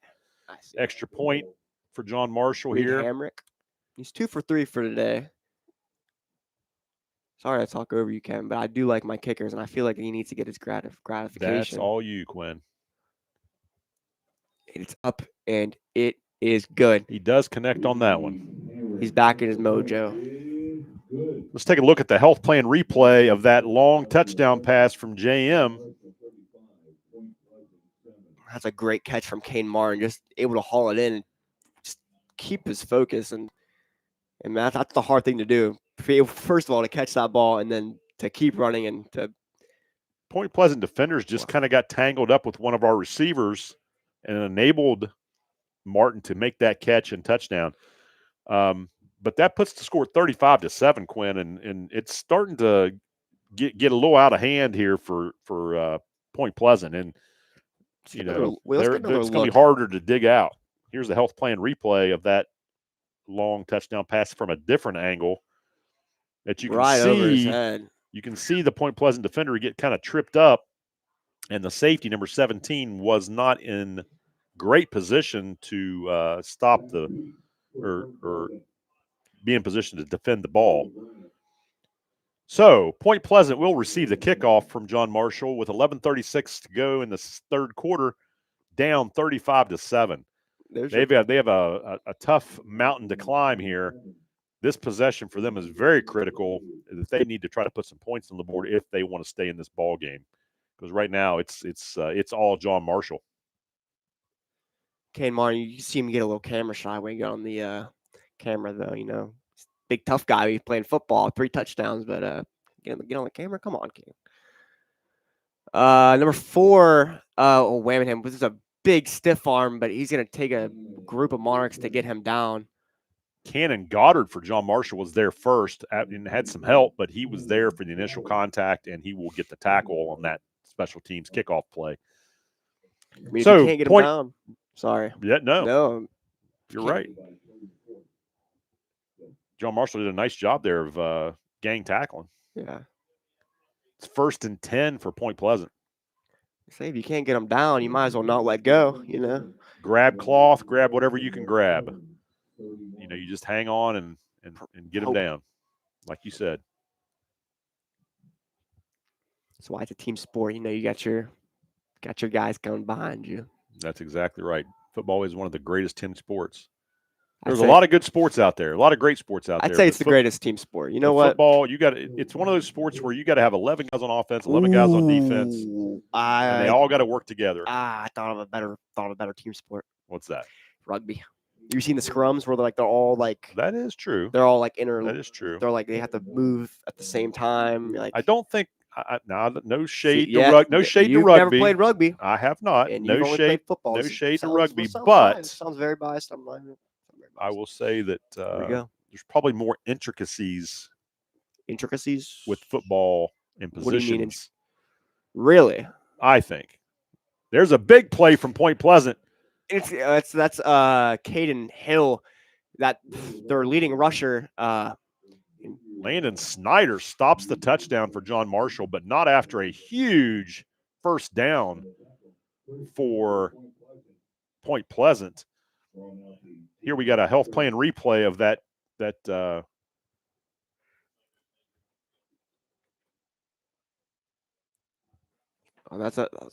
was a good.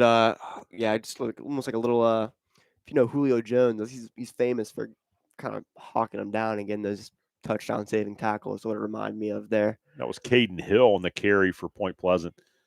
That was a big play for the Big Blacks, and they needed that momentum. They need a little bit of something if they needed that to get themselves kind of back into this game. And the new Marshall County Schools app is now available in the iOS App Store or the Android Play Store. It's everything Marshall County Schools in your pocket. Download the Marshall County Schools WV app today and enable notifications to stay connected. Hill was the player that was shaken up on that play, and he has to come out for at least one play.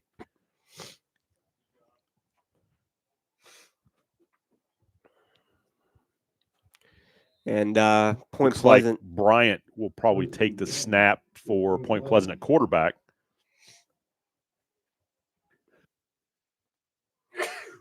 Handed off to number 9, Jarius Robinson, the 5'10", 200-pound running back, 11th grader. Hill seems to be like he's okay. He comes back into the ball game at quarterback. You know, he's a great athlete. I mean, yeah, I mean, you feel like you gotta give him some break. I mean, Morris for John Marshall was on the tackle. Point Pleasant now 2nd and 8 inside John Marshall's 30-yard line. And Jarius Robinson is the running back in to Caden Hill's left. He's got a man in motion. That's number 12, Ian Wasagna. He's draw back the pass. He's going to throw it to Ethan Wasagna, who's had a hard hit, but he's stood tall. That was a hard hit, though, so he looks like he was hit hard. Landon Snyder comes up and delivers the blow to Point Pleasant. Both players shaken up there. That was some big contact from Landon. He's able to get up and kind of walk it off, but Point Pleasant player is a little shaken. Yeah, but that was a good form tackle, just like you practice. I mean, well coached. Well, they call it the gator roll. Yeah, well, that is one of those techniques, tackling techniques. Point Pleasant player is up on his feet.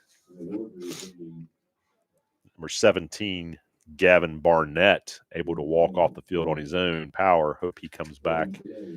Seems like he was just a little shaken up after that one. But that was a great hit. Good clean hit, too. Football is a contact sport, and it does, unfortunately, create some injuries. But it's good when those hits and those injuries don't turn into something I'd rather be bad. a contact injury than a no contact injury, because those are the ones that get you out, that keep you out. That is sometimes true. I'd rather get a bruise than a. Okay, 3rd and 5 for Point Pleasant. Yeah. Caden Hill can set the snap. Look, he's almost intercepted by number 21. That was Clay McCord. Was well defended by 24. Cannon Goddard. Clay McCord and Cannon Goddard kind of coming out of their shell here in the second half. Almost picked off by both of them there. Let's get another look at that, brought to you by the Health Plan Replay. I feel like if it was well covered too. I mean, I'm not sure why he threw that ball because right in the double John coverage. Marshall had him covered pretty well. 4th down for Point Pleasant. Whamming in motion. Looks like that's where he's looking. That's throwing to number 2, Anthony Marrero. He's going to get that first down there. They're going to convert on 4th down. They're going to get into the Victory Toyota red zone, and it is a Panhandle Cleaning Restoration first down on the Monarchs 15-yard line. Tackled by Kane Martin from John Marshall. Kane Martin's also been everywhere on the field for John Marshall. He's almost like John Marshall's number 4. He's had a good game. So 1st and 10 for Point Pleasant on the 15-yard line. But he's got the Kenny Pickett hands. Oh, there's a quarterback keeper, and he's going to get a couple yards here, maybe 4 yards on the play. That's a 4 or 5 yard first down play. That's not bad. No, it's a good chunk. John Marshall needs to. They got. Point Pleasant needs to punch the ball in here to stay in this game. John Marshall, on the other hand, obviously Coach Caesar wants to get a stop inside the red zone. Defensively, as a former defense coordinator, this is a very difficult situation to be in, but it's also a good situation to find out how tough you are defensively. And anytime you can get a stop inside the red zone, it makes it a much. And they don't get the stop because they just scored the touchdown for Point Pleasant. And it is going to be a touchdown for Point Pleasant. That's number 4, Isaiah Wammingham. 10th grader, 5'11", 170 pounds. So that's only a sophomore who is. Isaiah's he's had a good game offensively. Dude, that's only a sophomore. Yeah, he's got a bright future ahead of him for Point Pleasant. A couple years from now, he's going to be really good, and he runs hard. But that does keep Point Pleasant in the game, so to speak. They get some a little momentum. John Marshall needs to answer, after they receive this next kickoff. But their kicker is not very focused, I must say. He's looking around, not really looking at the holder. So it kick is up and good, but without it, It's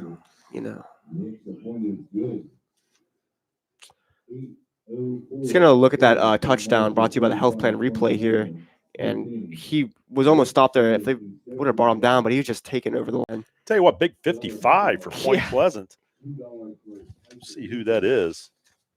That's number 55 for Point Pleasant. That is Max Ritchie, 10th grader. He's 6'3", 274 pounds. 274. He's just a couple cheeseburgers shy of 3 bills. But you watch here, he's pulling him into the end zone. I mean, I don't know. He should get an assist on that touchdown because he should get at least 3 points for himself because he pulled him into the end zone. That's unbelievable. That was a semi big truck. Yeah, he's a big boy. Okay, so with 8:04 left in the third quarter, it's 35 John Marshall, Point Pleasant 14. Oh, look at Freddie Krueger here in Moundsville. Hopefully I won't be dreaming in that. Actually, yeah. That movie was out when I was in school, and that was a long time ago. Yeah, I mean, that's when they're still. That was a scary movie back in the day. I'm gonna tell you. Freddy Krueger. The knife nails coming down the wall gave you nightmares. You didn't want to go to sleep after watching Nightmare on Elm Street. I watched the original when it came out. Oh boy. Oh. Yes, we're getting the replay of the Freddy Krueger movies in our ear here. You know when I was born, Kevin? I do know when you were born. What day? What day? Yeah. What day? The date? Yeah, what day? It was in July. Yeah, what day was it? I'm saying July 13th. That's correct. No, what day? Like it's a scary day. Friday the 13th. Yeah. You're supposed to come on. It's a context clue. That was good. I did not know you were born Yeah, I on had a to Friday. I had though. to put you on the spot there for a second, but And I came through, didn't I? you did. Yeah, I'm proud of you. I bet you can't say it. Don't. I was about to say, do not put me on the spot. Oh, that's a hard hit. Big hit by Point Pleasant. Knocks the ball out. Yeah, you can probably hear how hard the hit was from That Point Pleasant's pointing, thinking they've recovered it, but it was incomplete. He made contact, and the ball was there was no 2 feet down, no football move. Here's a health plan replay of that possession and that play. And also, he's got to have a football move for it to be a catch. No football move there. Andrew Whittington delivered the blow for Point Pleasant. They immediately jumped on it, but it was incomplete. Oh, excuse me. That was Braxton Bauer on the contact and the tackle and the breakup. Sorry about that. Want to make sure he gets credit for that hit. So that brings up a 2nd and 10 for John Marshall. Point Pleasant's got a little momentum here. You got a little more juice this possession. Kane Knapp getting set to pass. Point Pleasant breaks pressure. Pass. Kane Martin. And they just dropped it. It was incomplete. That was a forward pass. And there's a flag. That's going to be possibly an unnecessary roughness on Point Pleasant. You think? It should not be. I don't think the ball was loose. But I can't imagine they wouldn't. If they call that for a guy trying to jump on the ball, that is not a good. Now we'll see what person. They did call a personal foul. I'm not sure who they called it on. Hey, but it looked to me like they were just all going for the ball because they thought it might have been a loose ball. Let's see the health plan replay on that. There's actually another flag that just got thrown. Not really sure what. Yeah, I don't know about that. It looked to me like the Point Pleasant player thought that it was a fumble. Looks like the ref is going to say something here on the loudspeaker. Let's see what he's going to say. Oh, I can't hear him. See if we can read his lips. Point Pleasant gets a sideline warning. I believe the coaching staff. I don't know who, if it was the head coach. You're a great lip reader. Well, it's the signal. It was a sideline warning. That is a panhandle first down. Actually, it was the penalty. They did call the 15-yarder. Wow. I thought they were giving him a warning, but it was not. So that is a 30-yard penalty, pretty much. That is a big play for John Marshall, and not a good play for Point Pleasant. I honestly don't. I don't like to disagree with officials, but I think that player was going for a loose ball. I don't think that was an unsportsmanlike penalty, unfortunately for Point Pleasant. But hey, maybe he said something down there. Well, I think the coach saw the same thing I did, and I think he was arguing that fact. Yeah. So John Marshall loses a couple yards. Well, they'll give it to him about a yard, half a yard loss. So bring up 2nd and about 11. That was a big field flip here on that one play with the penalty. Almost knocked him in the field goal range. Well, I mean, I would say that. Possible. Almost. Be a long field goal for high school, but 20. I'd say 20 more yards, and we can start thinking about it. It's Don Cooper on the run. I'd say the hardest runner out there. He's gonna. Oh, the ball came out, and he's gonna say that he was down, but calling him down. I've got to say, Wayman was on the stop for Point Pleasant, and also these are some quick whistles. DeVault, number 56, was also there on the play. It's like, what do you do in track? DeVault. Here's the health plan replay.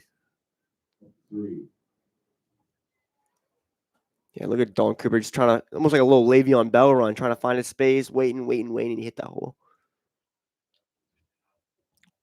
DeVault's been all over the field defensively for the Big Blacks tonight. And Knapp is going to pitch it out to Mason Markinich. That's a big kid. It has a good little run there, a good chunk of yards. Gain of about 6.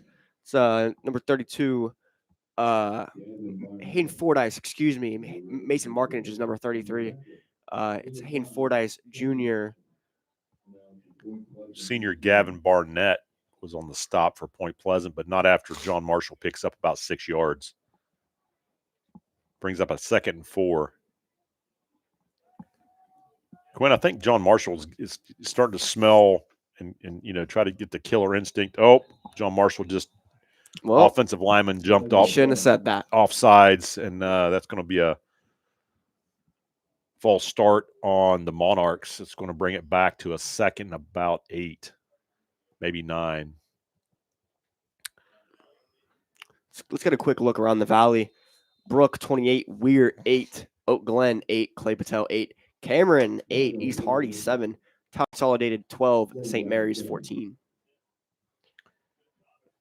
Kane Knapp set the throw. He's got a man open, and it is in and out of the hands. It was a long ball, extended his entire body. I was laying a Snyder, intended receiver, in and out of his hands there. That was a hard ball to catch, and that's Knapp has thrown the ball very well tonight. That was a well-placed ball.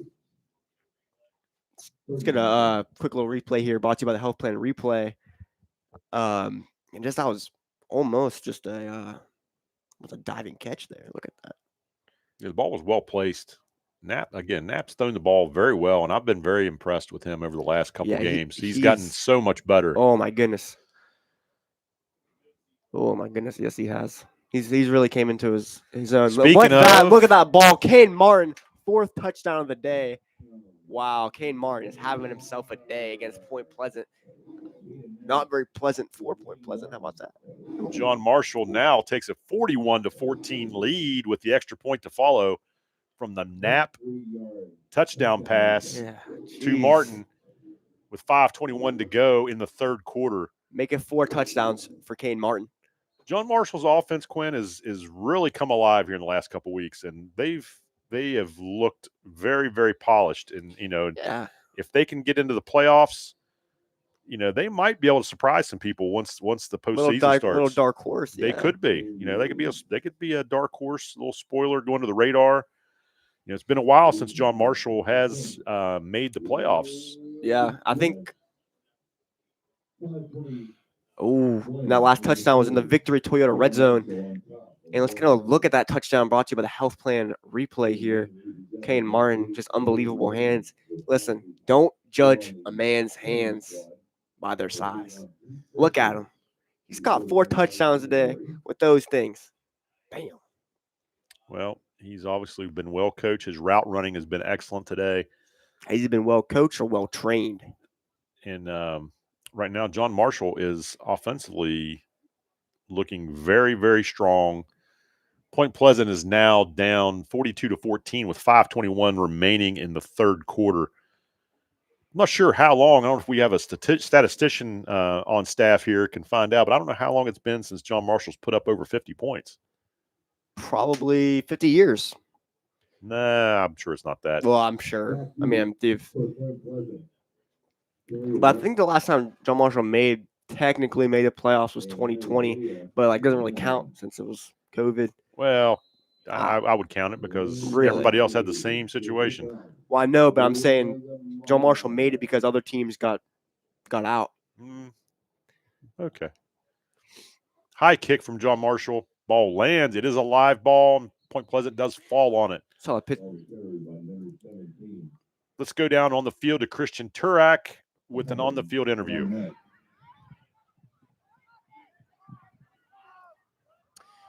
Not the kind of start to the half that I think Coach Caesar wanted. It's getting very chippy out there. We've seen 2 personal foul penalties.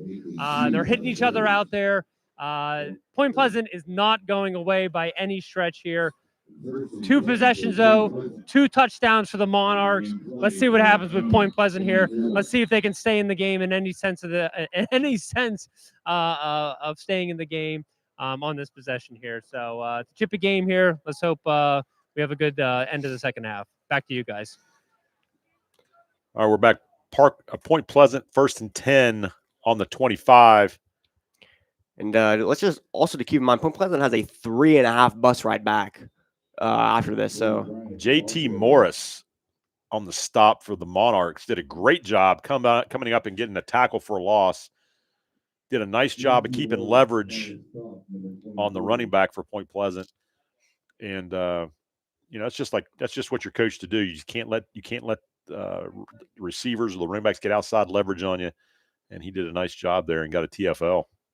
I would say I'll make a little bit of a bold prediction here, but I think if Point Pleasant doesn't capitalize on this drive, I would say they're gonna put their tails down.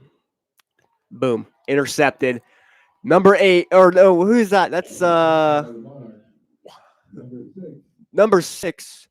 That is Nathan Hughes. 5'7". Number 5. Oh, that was number 5?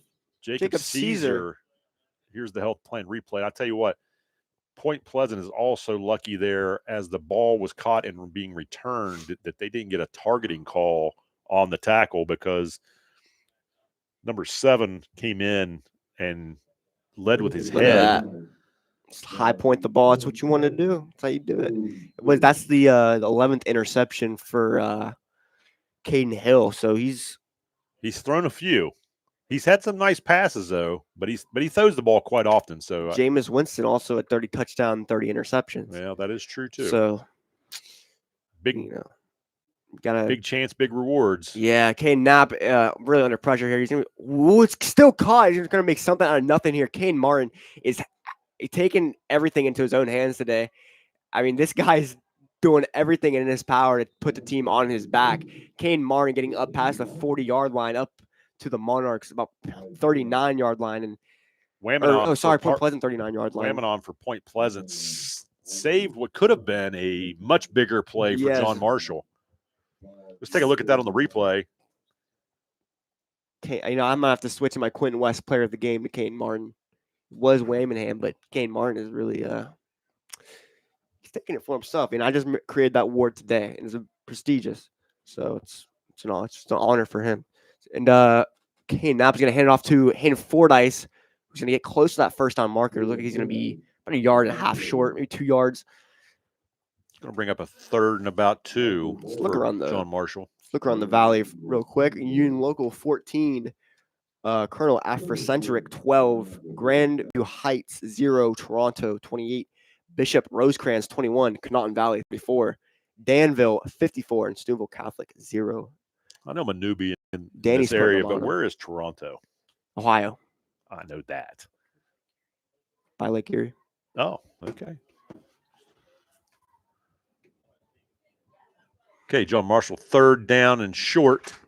I think it's the same thing with Manchester. We'll get a flag on the play.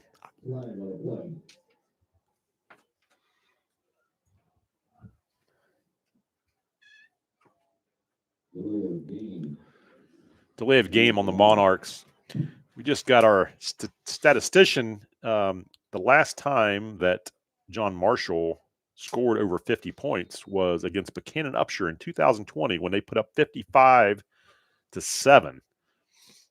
They also scored 48-7 versus Preston in 2021. Thank you to McElhaney for those statistics and historical updates for John Marshall football.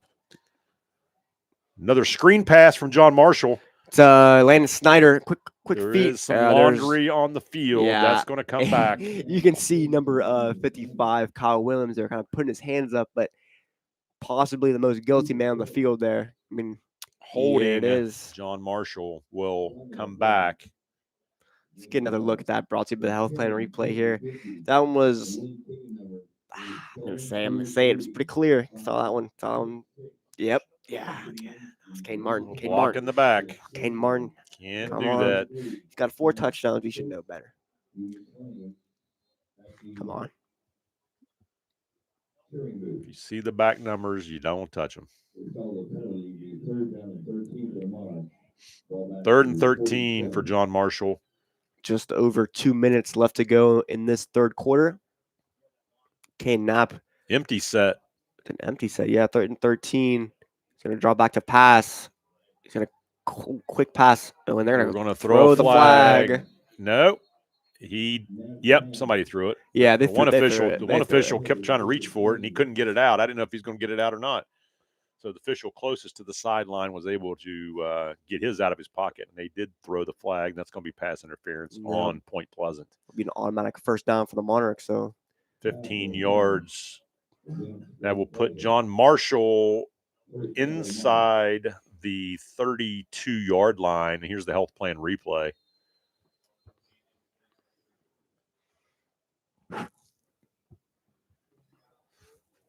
That gives the Monarchs a panhandle and restoration first down. Kane Knapp, because Kane Martin out to his left. I haven't seen Kane Martin in the running back position since last home game. It's going to be a toss out to Kane Martin, and he's going to get wrapped up behind the line of scrimmage there. It's number 59 for Point Pleasant. DeVault was there first. He didn't make the tackle. Hayden Hunt Jr. from Point Pleasant made the tackle, but DeVault was there first. He's been everywhere on defense tonight. And just around the valley real quick, Brook 34, Weir 8, Oak Glen 8, Clay Patel 16, Cameron 8, East Hardy 7, Tyler Consolidated 12, and St. Mary's 14 at the half. 126 and ticking here at Monarch Stadium. John Marshall with a 42-14 lead with a second down and 15. Going deep again. Throwing one out. That's intercepted. That's number 4. Wham Hammonds. Yeah, they're calling it a catch. It is a catch. It is an interception, and it is a turnover for John Marshall. Point Pleasant will take over on the 20. Let's get another look at that interception brought to you by the health plan replay. Yeah, I feel like when you're throwing them up, he threw that one a little bit long, yeah. And Point Pleasant did a nice job there of staying in coverage, tracking that ball. And tracking the ball. Yep, that's a good term, Quinn. They will get the ball on the 20, and that will stop John Marshall's drive right there. And with 1:11 left in the third, it's 42-14. John Marshall. Point Pleasant is going to try to get something going here. Quinn, I would guess that with the time remaining in that score, that Point Pleasant's going to have to start throwing the ball, and spreading it out a little bit. And they've had some success. They're going empty as we speak. They've had some success doing that, but they're going to have to start throwing the ball quite often to get this going. I mean, they're going to have to figure out some way. I mean, 2 interceptions, and they can be tackled. Womanon on the reception there on the little swing pass. Fordyce was on the tackle for John Marshall, but not before they got a first down. They're going to. I think Quinn also they're going to have to start maybe going a little quick. They're going to go a little tempo because they're. Here's a health plan replay of that last play, but they're going to have to go a little tempo to try to save some of this clock because they're going to start running out of time. Yeah, especially with only 12-minute quarters. 59 seconds and ticking. Empty backfield again for Point Pleasant. If Point Pleasant scoring 14 3/4, can they score 21 and 1? Same play that they ran last time to Womanon and pick up about 4. Tackle by McCord for John Marshall. There's going to be one more play in this third quarter. Let's look around the valley real quick. Magnolia 0, Valley 0, Pymatuning Valley 7, St. Clairsville 28, Johnstown 30, Indian Creek 37, Edison 14, Mystery School.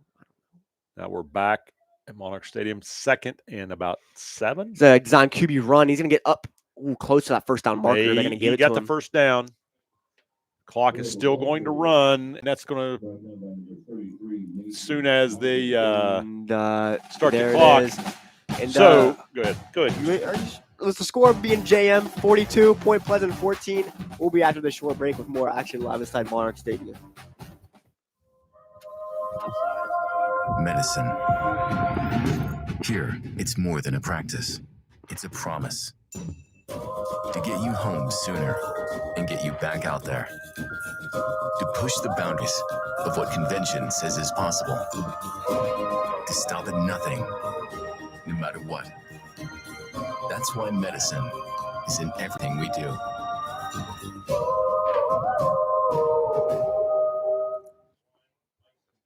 Welcome back live inside Monarch Stadium. John Marshall Monarchs getting ready to get their fourth quarter ready, set, and ready, or ready to go. I mean, yeah, put this game away. As we come back, you can see, Quinn, that on the screen that those nice jerseys for the National Guard, those camo jerseys that John Marshall's wearing tonight. I really like that program that they're doing. And Quinn was informing me earlier that they do those jerseys and they give them to different teams in the area. Yep, every week they change teams, and that's a great program. I mean, National Guard, that's a great idea. So, hats off to you. And that was actually we'll say that's a good. It's getting chippy out there. We're just throwing each other around, and what are you saying? That was a short gain. Yeah, on first down. John Marshall stood him up after about a 1.5 yard gain. What I was saying earlier is this part of the Army National Guard Gridiron Series, which is a program that supports high school football teams by providing them with camouflage jerseys.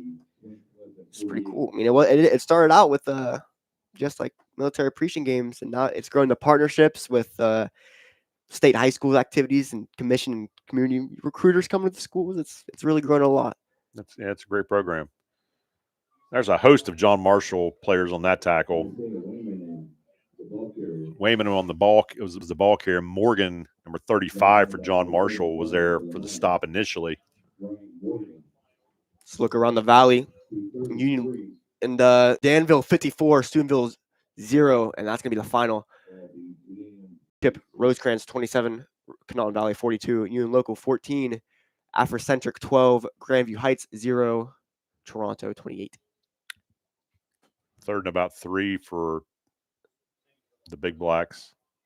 It's going to be a quick pass to number wide open 17, Gavin Barnett. He's going to get that and then some. Going to go all the way to the house. And they're going to mark him at the 1 yard line. They are going to mark him short. I thought he was in, but he must have put his knee down. So Point Pleasant will be inside the Toyota red zone. It's also a Panhandle cleaning and restoration and it is first down. Panhandle first down as well. Not how John Marshall wanted that drive to go. But, yeah, I thought he was in, Quinn, but evidently the officials had a better view than we did. Evidently. So it'll be first and goal from about the 1. Huh. I don't know. Looking at this, looking at the health plan replay, it looks like he. You think he got in? Absolutely. Well, but he did this time. Yep. That's Caden Hill kind of trying to make up for those. Yeah, I guess he's getting his average out. He's 10 rushing touchdowns now. Makes it 42-20 with the extra point upcoming. You'll see his extra point.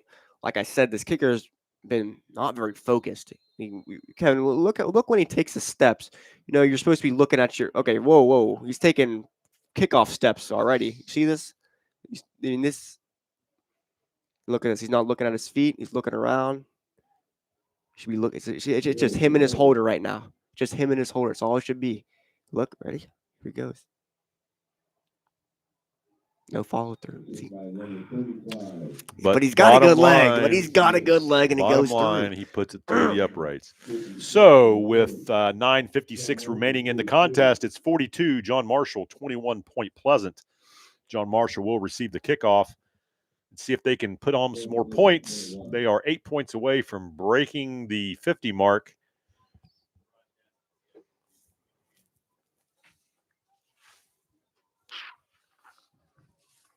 I would assume, Quinn, that they're going to keep their foot on the gas here and continue to utilize the clock, but also put some more points on the board. Yeah, I don't see them letting up anytime soon. We hope that we, like you said before, it was getting a little chippy down there. Hopefully the officials can keep that under wraps, because you don't want to see a game that's been this good end in a ugly way because of emotions and things like that. And I'm sure Point Pleasant is fighting for they want to win. They haven't won all season, so when you haven't won and you're 0 for what is it? What was it? 0-8. 0-8. This will make them 0-9. That's tough. Mentally you just you get frustrated and things like that. Number 35 while that was going on, our broadcast schedule was up on the screen there.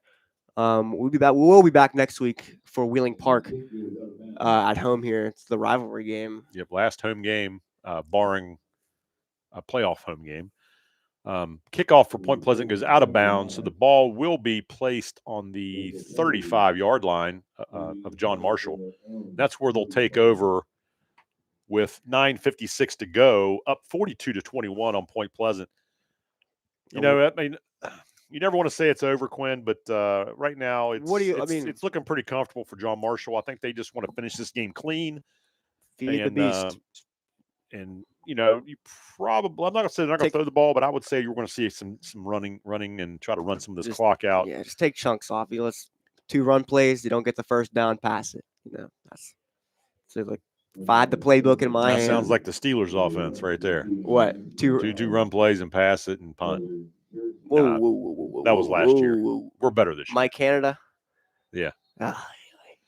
Well, he'd run when it was like 3rd and 13. All right, we have a timeout called by the Monarchs. So they have 1 timeout left in the game.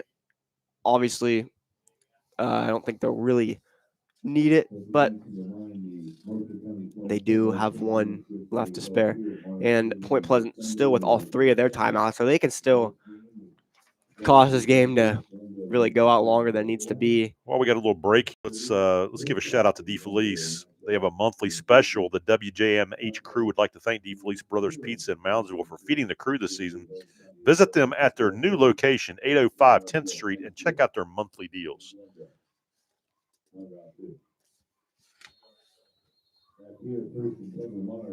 First and 10, John Marshall on the 35-yard line. It looks like Point Pleasant showing blitz. It's a quick pass, Kane Martin, just like really nice to get up there and snag that one. It's going to be close to that first down marker. He's going to be about 2 yards short. Tackled by Hayden Hunt, a junior, 6 foot, 189 player from. Let's look around the valley real quick. Magnolia 0, Valley 0, Johnston 44, Indian Creek 37, Pymatuning Valley 17, St. Clair 35, Edison 14, and Manchester 31. Second and short for John Marshall.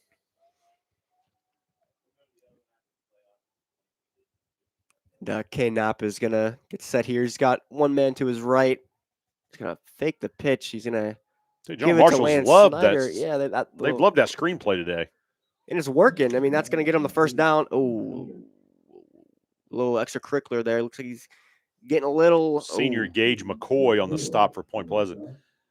You know, I could actually, I couldn't hear what Lance Snyder said, but I got the gesture from up here. They're talking back and forth, and he pointed towards that way. And you know what's that way, Kevin? Scoreboard. Panhandle and cleaning restoration first down for John Marshall. And there's the health plan replay of that first down. Look at that. And it's going to be flag down on the play. We've got a lot of flags. Raining flags. Looks like possible holding on John Marshall, but we'll see what the official comes up with. Those are 2 quick flags on both sides of the field here. So there will be a holding call on John Marshall. Parker Bowles is on the stop for Point Pleasant. So give my hat off to Mr. Burkett tonight. He's been an excellent spotter and give me all these tackles tonight. That makes a huge difference when you're up here in the booth announcing and don't have to worry about finding the numbers because sometimes those numbers are hard to see. Nothing goes wrong when you have a Burkett next to you. There you go. Coach, track coach Burkett, great. Neil Burkett, great. Little Burkett, great. Son Logan's also coaching. And where's he coaching at? Oh, never mind. We won't mention that. He's a basketball coach in another school in the area. We'll just say it's in the area. School that shall not be named. We'll just put it that way. Go. School that shall not be named. But listen, we're all in the Ohio Valley. We're all friends. All right. We're cool. All right. Kane Knapp. I mean, that's going to be pass interference. Kane Martin just bullied to the ground there. Yeah, I mean, that's going to be a 20. was that 15-yard? 15-yard 15-yard penalty. Yep, that's a panhandle restoration first down. So it's almost like a little 5-yard. It's almost like a 5-yard gain since they had that 10-yard holding penalty. Junior Hayden Hunt was called on that interference call for the Big Blacks. 8:16 to go in the fourth quarter. The score is 42 for John Marshall and 21 for Point Pleasant.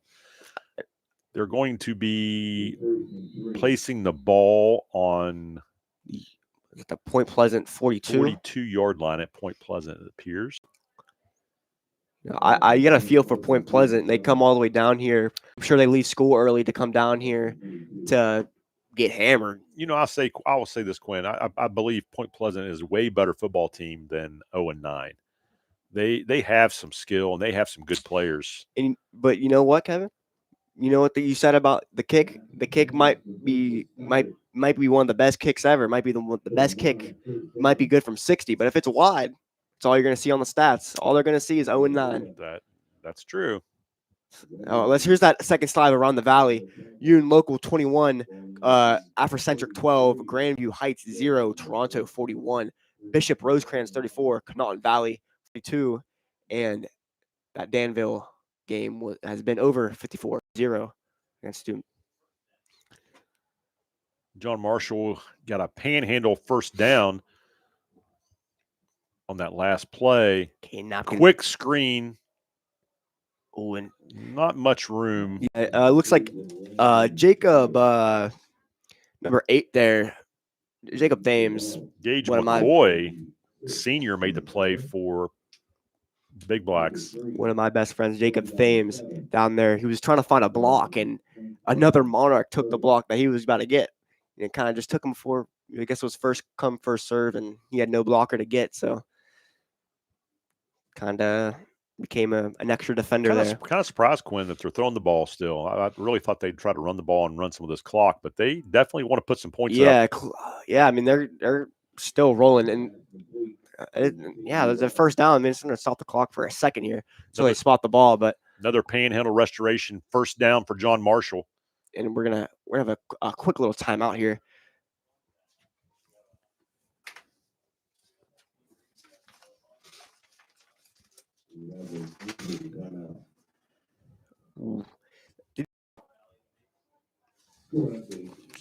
It's quick. All right, we got Magnolia 0, Valley 0 in the first quarter. I don't know when that game started.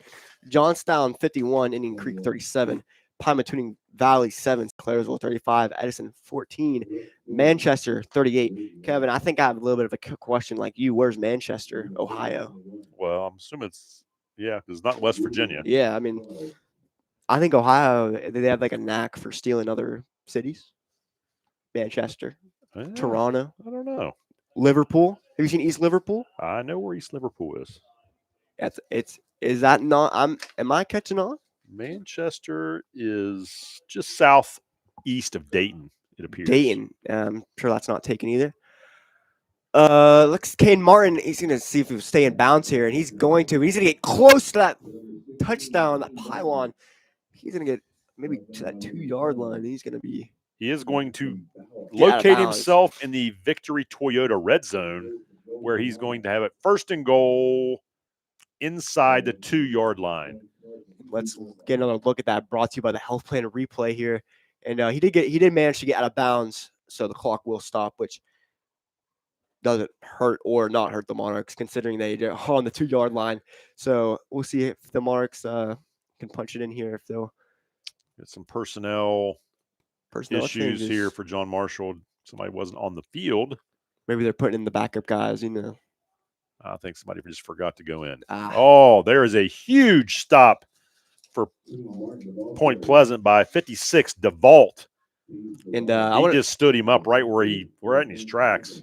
I'd say this is when John Marshall won it. They could take a minute and a half off the clock before they run this ball in. Well, I don't think they're in any hurry. They're gonna run the play clock as long as they can. But that's what I mean. I think Coach Caesar's he's wanting to put some points up, and I don't blame him. You start playoffs. You're trying to get into the playoffs. You want it to get a stat pad. Get some. Well, you do, but you also want your players to feel healthy. Good. You also don't want to hurt him either. Well, that is true. That is true. Okay, Knapp throwing wide open, man. and he dropped incomplete. it. Oh my goodness, he had it. He was open, and he couldn't hang on. Would have been Kane Martin's 5th touchdown of the night. That was Jacob Caesar that could not hang on to that ball. Are you sure? Was that Jacob Caesar? That was Jacob Caesar. Silly me. I would not question our spotter. Okay, you're right. Neil Burkett, thank you very much. Yeah, that was Jacob Third Caesar. and goal. I don't know how I thought I saw it. It's the camouflage jerseys. It's hard to see. Sometimes they're hard to see. That's why we got our expert right here. Point Pleasant would love nothing better than to get a goal line stand. Yeah, Caden Knapp. He's rolling out, just trying to find somebody. Throwing across his body and incomplete in and out of hands. We had him again. They did a crossing route there. Oh, and he's very, very, very, very, very did a crossing route, and they just could not connect. It was just thrown a little too far to Landon Snyder. Landon Snyder's heated. Looks like they're going to kick the field goal here. I think that's a good opportunity. Yeah, get some team morale. Well, I think that's a good opportunity. You never know when you're going to need that field goal to win a game and to move on, or to get into the playoffs, or to stay alive. So anytime you have a chance to let your field goal kicker get out there and make a contribution, you should do it. And they're going to jump offside. Oh, let's see if that's on the Monarchs. I don't know. I think I thought it was Point Pleasant. I was going to say, I thought I saw Point Pleasant jump first, but if it is against Point Pleasant, that will give John Marshall a first down. If it's on John Marshall, that's just going to move it back some. I'd honestly say it helps their kicker because they're right in about that extra point range. That can maybe boost a little bit more confidence, and they could say they made the kick from farther out. On Point Pleasant. All right, Joe Marshall will get a fresh set of downs, and let's see if they take the penalty. Oh, they're not. They declined it. So John Marshall declined the penalty because we love our kickers in Marshall County. Well, I think with the score, with the way it is, and he wants to give his kicker an opportunity to kick. Well, that's what I mean. That's like I like that. And the kick is up, and the kick is right down the middle like butter. Great job. It works out for John Marshall. Moves the score. John Marshall 45, Point Pleasant 21, with 5:30 remaining in this with this contest. Here's around the valley final scores and late fourth quarter scores. Union Lake Afrocentric 12, Toronto final 41-0 over Greenview Heights. We've seen the Danville score there several times, and Conotton Valley 50-34 over Bishop Rosencrans in the third. A lot of these games wrapping up, and just like ours. Well, it's a beautiful fall evening here for football. We've had rain a couple days here this week, but this is it's been a nice evening. I'm sure it's a little chillier outside than it is up here in the booth. Oh, I'm sure. But Halloween night, and it's been a good offensive contest for John Marshall, especially. Yeah. Point Pleasant's not played too bad offensively. They've had a scary offense. Scary. Halloween scary. Yeah, so that's what I mean. Scary bad, Oof, spooky. And this is Landon McCabe, the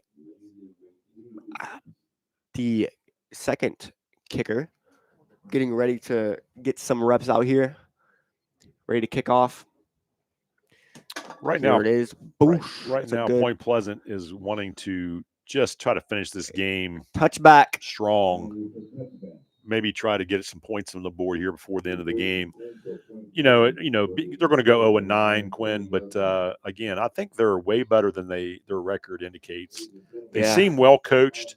And they've got some good players. They just seem like they haven't been able to put it together tonight. It's going to be a long bus ride home. I know I keep bringing that up, but I've been to Point Pleasant.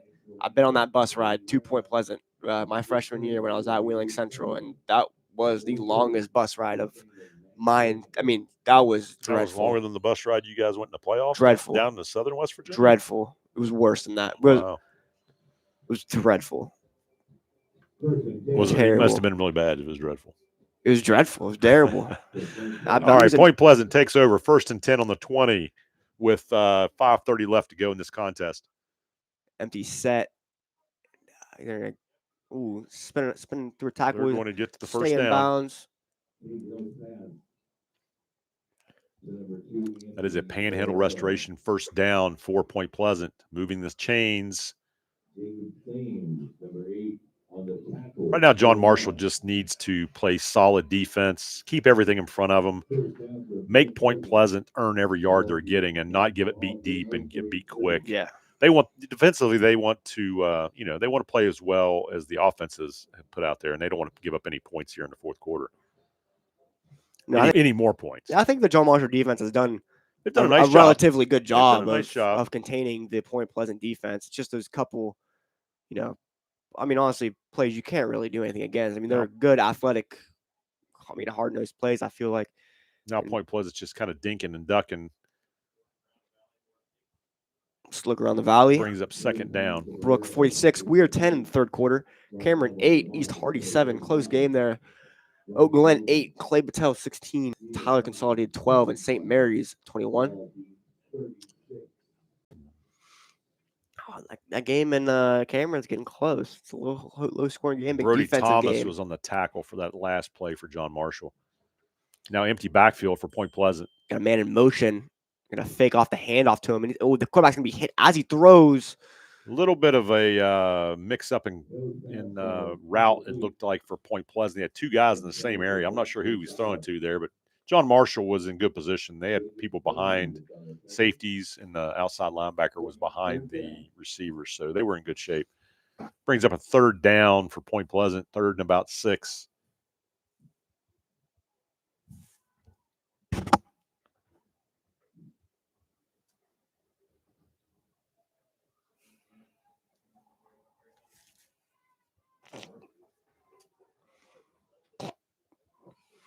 And Kane Hill is dropping back way onto his right, trying to find a pass. He's signaling his receivers downfield. He's just going to chuck it out.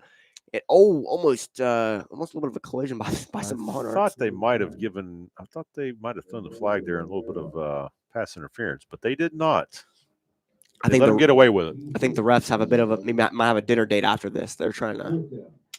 Brings up 4th down for Point Pleasant. Obviously, they're going to go for it here with the score being what it is. And we've got to take a timeout here.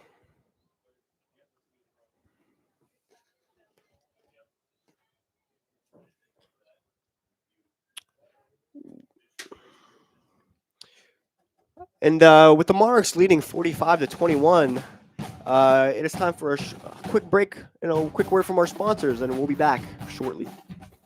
You're watching a WJMH Media production. We're an entirely student-run broadcasting program based out of John Marshall High School, whose goal is to connect, entertain, and inform.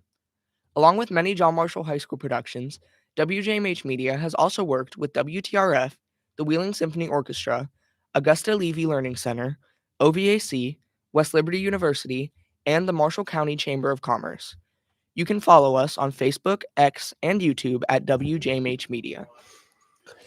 And we're back. Checking in for the Monarchs was number 51, Cohen Hott, is there on the defensive line wearing those pink sleeves. Love the pink for October. That's definitely going to be some sort of. That looks like to me a false start offense.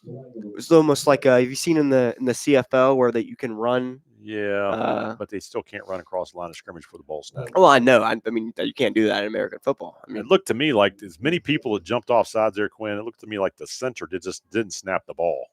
It's almost like 3 receivers took off. So obviously they thought the ball was going to be snapped. But I will say, as coaching the receivers, I've done that for years.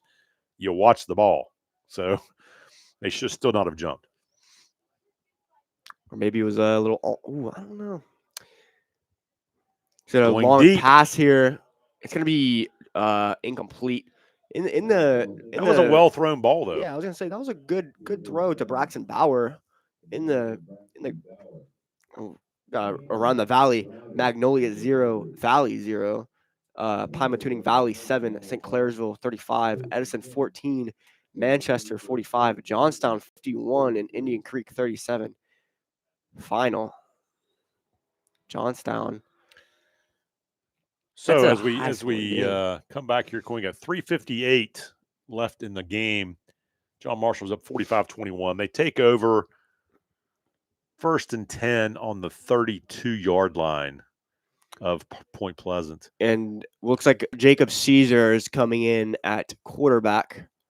Looks like we got some new players in for John Marshall. He's putting in some of the second-team players so that they can get some experience, which is a great move. Trying to build some of those guys up for next season. That's good. And Jacob Caesar, he's rocking the double gloves, kind of like Kenny Pickett. And that's going to be a handoff to number 6, Nathan Hughes. That's going to be a good old chunk of yardage. This is the future of John Marshall right here. So, well, it's good that they get an opportunity to get in the game and get some film.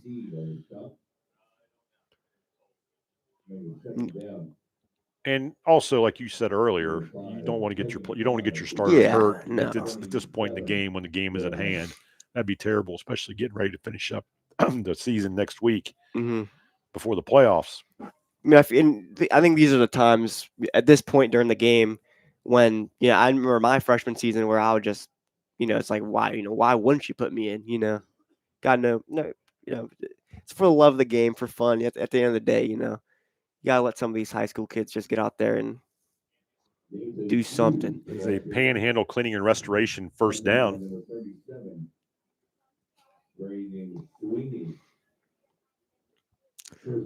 Gotta say, Panhandle Cleaning and Restoration. They got a good little jingle. You heard that, Kevin? I have. You want to sing it? I prefer not to. John Marshall takes over again around the 20. Jacob Caesar getting ready to snap. He's got 2 men in his backfield. He's gonna fake the handoff. He's gonna take it himself. Jacob Caesar, he can run. He's quick. He's very quick. He's gonna get the first down. Good wheels. Caesar took the ball inside the Victory Toyota red zone. And got enough for a Panhandle Cleaning and Restoration first down. Tackled by Ryder McCoy of the Big Blacks. Ball's on the 9-yard line, so John Marshall's 1st and goal. Clock is ticking at 2:16 to go. Here's an opportunity. Will they get over 50 points tonight? Again, the last time they've done that was 2020. Jacob Caesar going to pitch it off to Nathan Hughes. And they into the touchdown. In the end zone. That's over 50 and points. They will crack First the 50-point time margin. Since October 31st, 2025. Look at that. Nathan Hughes on the touchdown. This is the year of John Marshall. Look at that. This is great. That takes the score to 51-21 with the extra point upcoming at the 2-minute mark. Quinn, that's a very exciting, you don't want to embarrass anybody, but to me, as I've been on both ends of these type of games, if you're scoring with your seconds in the game, more power to you. If the starters on the other team can't stop your seconds, then that's okay. We have a bobbled snap. Go, Caesar, go! And he is going to get in, maybe. Yep, they give him 2 points. That's a 2-point conversion. So that's Jacob Caesar. That's going to take it 53-21, John Marshall. Wow. Let's get another replay of that touchdown by Nathan Hughes, number 6. Nathan Hughes is a 10th grader. So these underclassmen getting some love. Getting a little spin move. Ooh, right into the end zone. Nathan Hughes, look at him. He's got to be excited. I will say he also had a very nice tuck there. He had to split the nose into the elbow. That was textbook tuck technique. Because you don't put your finger on the nose because you'll break it, right? You're supposed to go in between. Yeah, but that's the way they always said don't put your finger on it because you'll break it. Well, you could do that too. That's what Brooke 46, excuse me. Weir 10, Cameron 8, East Hardy 7. That's the final. Tyler Consolidated 12, St. Mary's 21 in the third quarter, Oak Glen 8, and Clay Battelle 16, and that is also the final. Not a big fan of these teams that don't kick field goals and only go for 2. So with 2 minutes to go, John Marshall will kick off to Point Pleasant, up 53-21. Number 27, Landon McCabe will kick off for John Marshall. Big night for John Marshall's offense. Coach Caesar's got to be pleased with his game plan tonight and how John Marshall has executed against Point Pleasant. Point Pleasant, on the other hand, is probably not excited to give up 53 points. No. But they'll regroup next week and try to get a win. Oh, this is a big kick return there. I thought he fumbled the ball there for a second, but he didn't. And WJMH Media has an exciting broadcast schedule lined up over the next couple months, starting with the final home game on Friday, November 7th, against the John Marshall Monarchs versus the Wheeling Park Patriots. And that'll be available to watch live on various outlets, including the WJMH Media YouTube channel, WTRF's My Ohio Valley, WTRF.com, and the WTRF Facebook page. A few weeks later, you'll be able to find our few getting ready in the holiday spirit with live broadcasts from both Main Street Bank Fantasy Lights Parade live from downtown Wheeling on Friday, November 21st, in the Marshall County Chamber of Commerce Christmas Parade live from Moundsville on Saturday, November 22nd. You can watch the Main Street Fantasy and Lights Parade on WTRF CBS, while the Marshall County Parade will be available on the WJMH Media YouTube channel.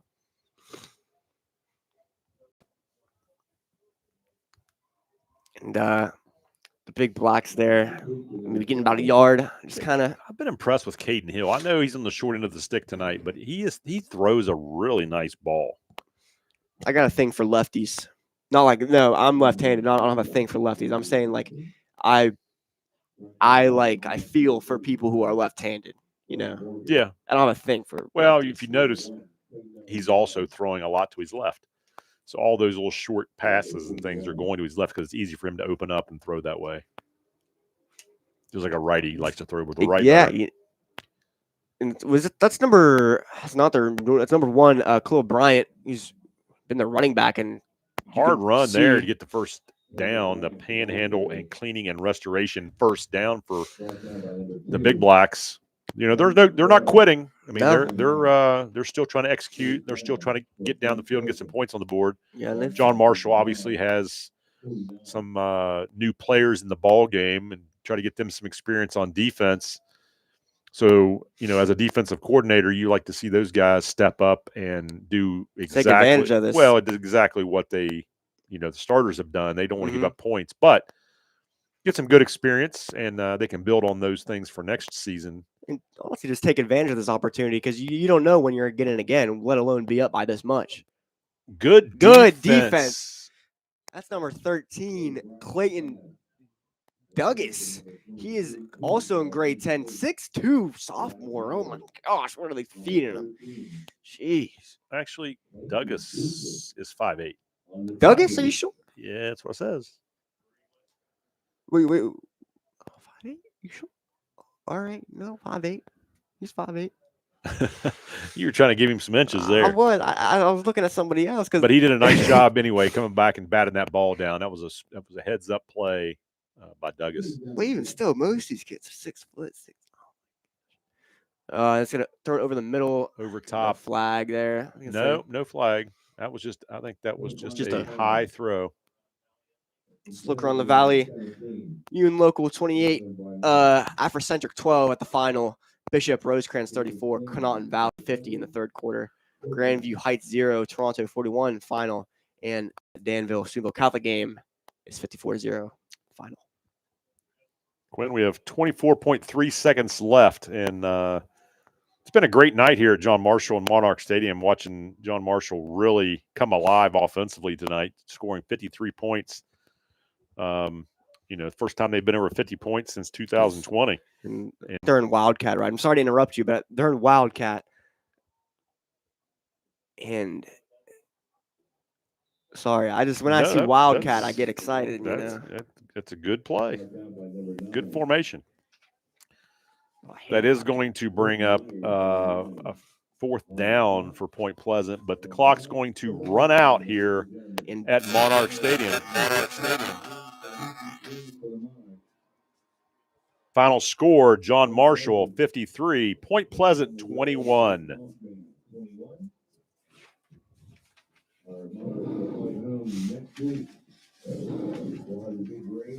Next week, we will be back here at Monarch Stadium when we will host the Wheeling Park squad that will come into Monarch Stadium and try to take one away from the Monarchs. From the undefeated at home. They are undefeated this season at home. So with that win over Point Pleasant, the Monarchs moved to 6-3 on the season. The team and our crew will return to Monarch Stadium next week, as we talked about, to host the rival Wheeling Park Patriots. That game will be broadcast live on WTRF's My Ohio Valley, WTRF.com, WTRF Facebook page, WTRF Plus, and the WJMH Media YouTube channel. Thank you for everyone. Let's look around the valley before we go. Brooke, 46. Weir, 10 at the final. Cameron, East Hardy, 8-7. Cameron getting the win by 1 point. Oak Glen, 8. Clay Patel, 16 at the final. Tyler Consolidated, 12. And St. Mary's, 21 in the third quarter. Magnolia, 0. Valley, 0. Pymatuning Valley, 13. And St. Clairsville, 35 in the fourth quarter. Johnstown, 51. Indian Creek, 37. And that game is over. Edison, 14. And Manchester, 45 in the third quarter.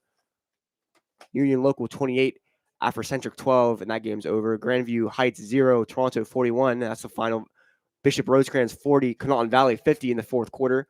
And Danville and Steubenville Catholic is 54-0 at the final. Well, Quinn, it's been a great night for football here at Monarch Stadium. As you see Coach Caesar addressing the team after this big win. And, he's got to be excited to go back and look at this film, and see all the positive things that he can build on for next week against the Wheeling Park Patriots. Park game. And, they've had a really good season so far, 6-3 with 1 to go. I'm sure he can't be more proud of his players and the preparation and his coaching staff that's been preparing all week for this game.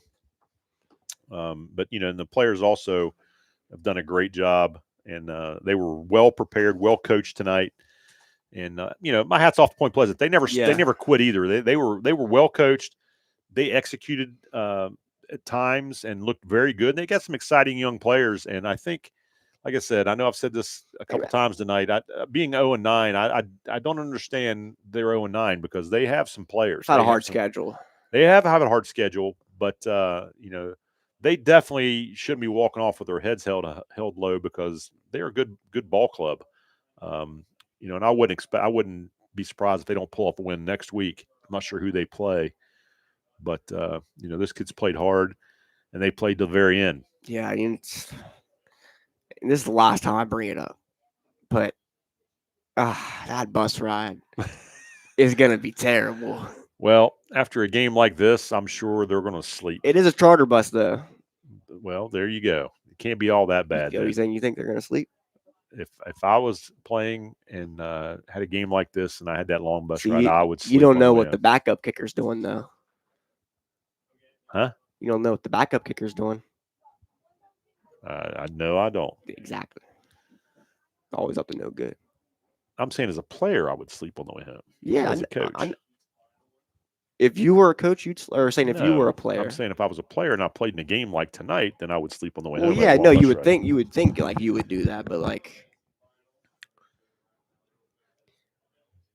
I think that Edison game wrapped up. It'll be Edison 14, Manchester 45. So Manchester winning 45-14 in the Ohio. We have another update. And this is Bishop Rosecrans 40, Connaughton Valley 56 in the fourth quarter. Does it's probably also a dumb question. Does Alaska have like state championships? Alaska? Yeah. Yes. Do they ever compete against like other states? Or no, normally you don't play against other states. Well, in like a it's weird because we're in the championship. Panhandle. Now, I will say, Alaska does play other teams because that's what I mean. Some of these schools there's in Alaska, only so many in Alaska. Some of these schools, well, there's plenty, but some of these schools in Alaska, you got to fly into it anyway. Like I don't know if you've ever seen. I mean, you probably can see on the internet that there's one school that has a field right on the water. Actually, that's what brought up that question. And it's it's always cold there, but I've read that every team has to take a flight to get there. You can't drive, and every team has to stay in a hotel and all that kind of stuff. So that gets expensive, but it's definitely an experience for the kids, though. Oh yeah.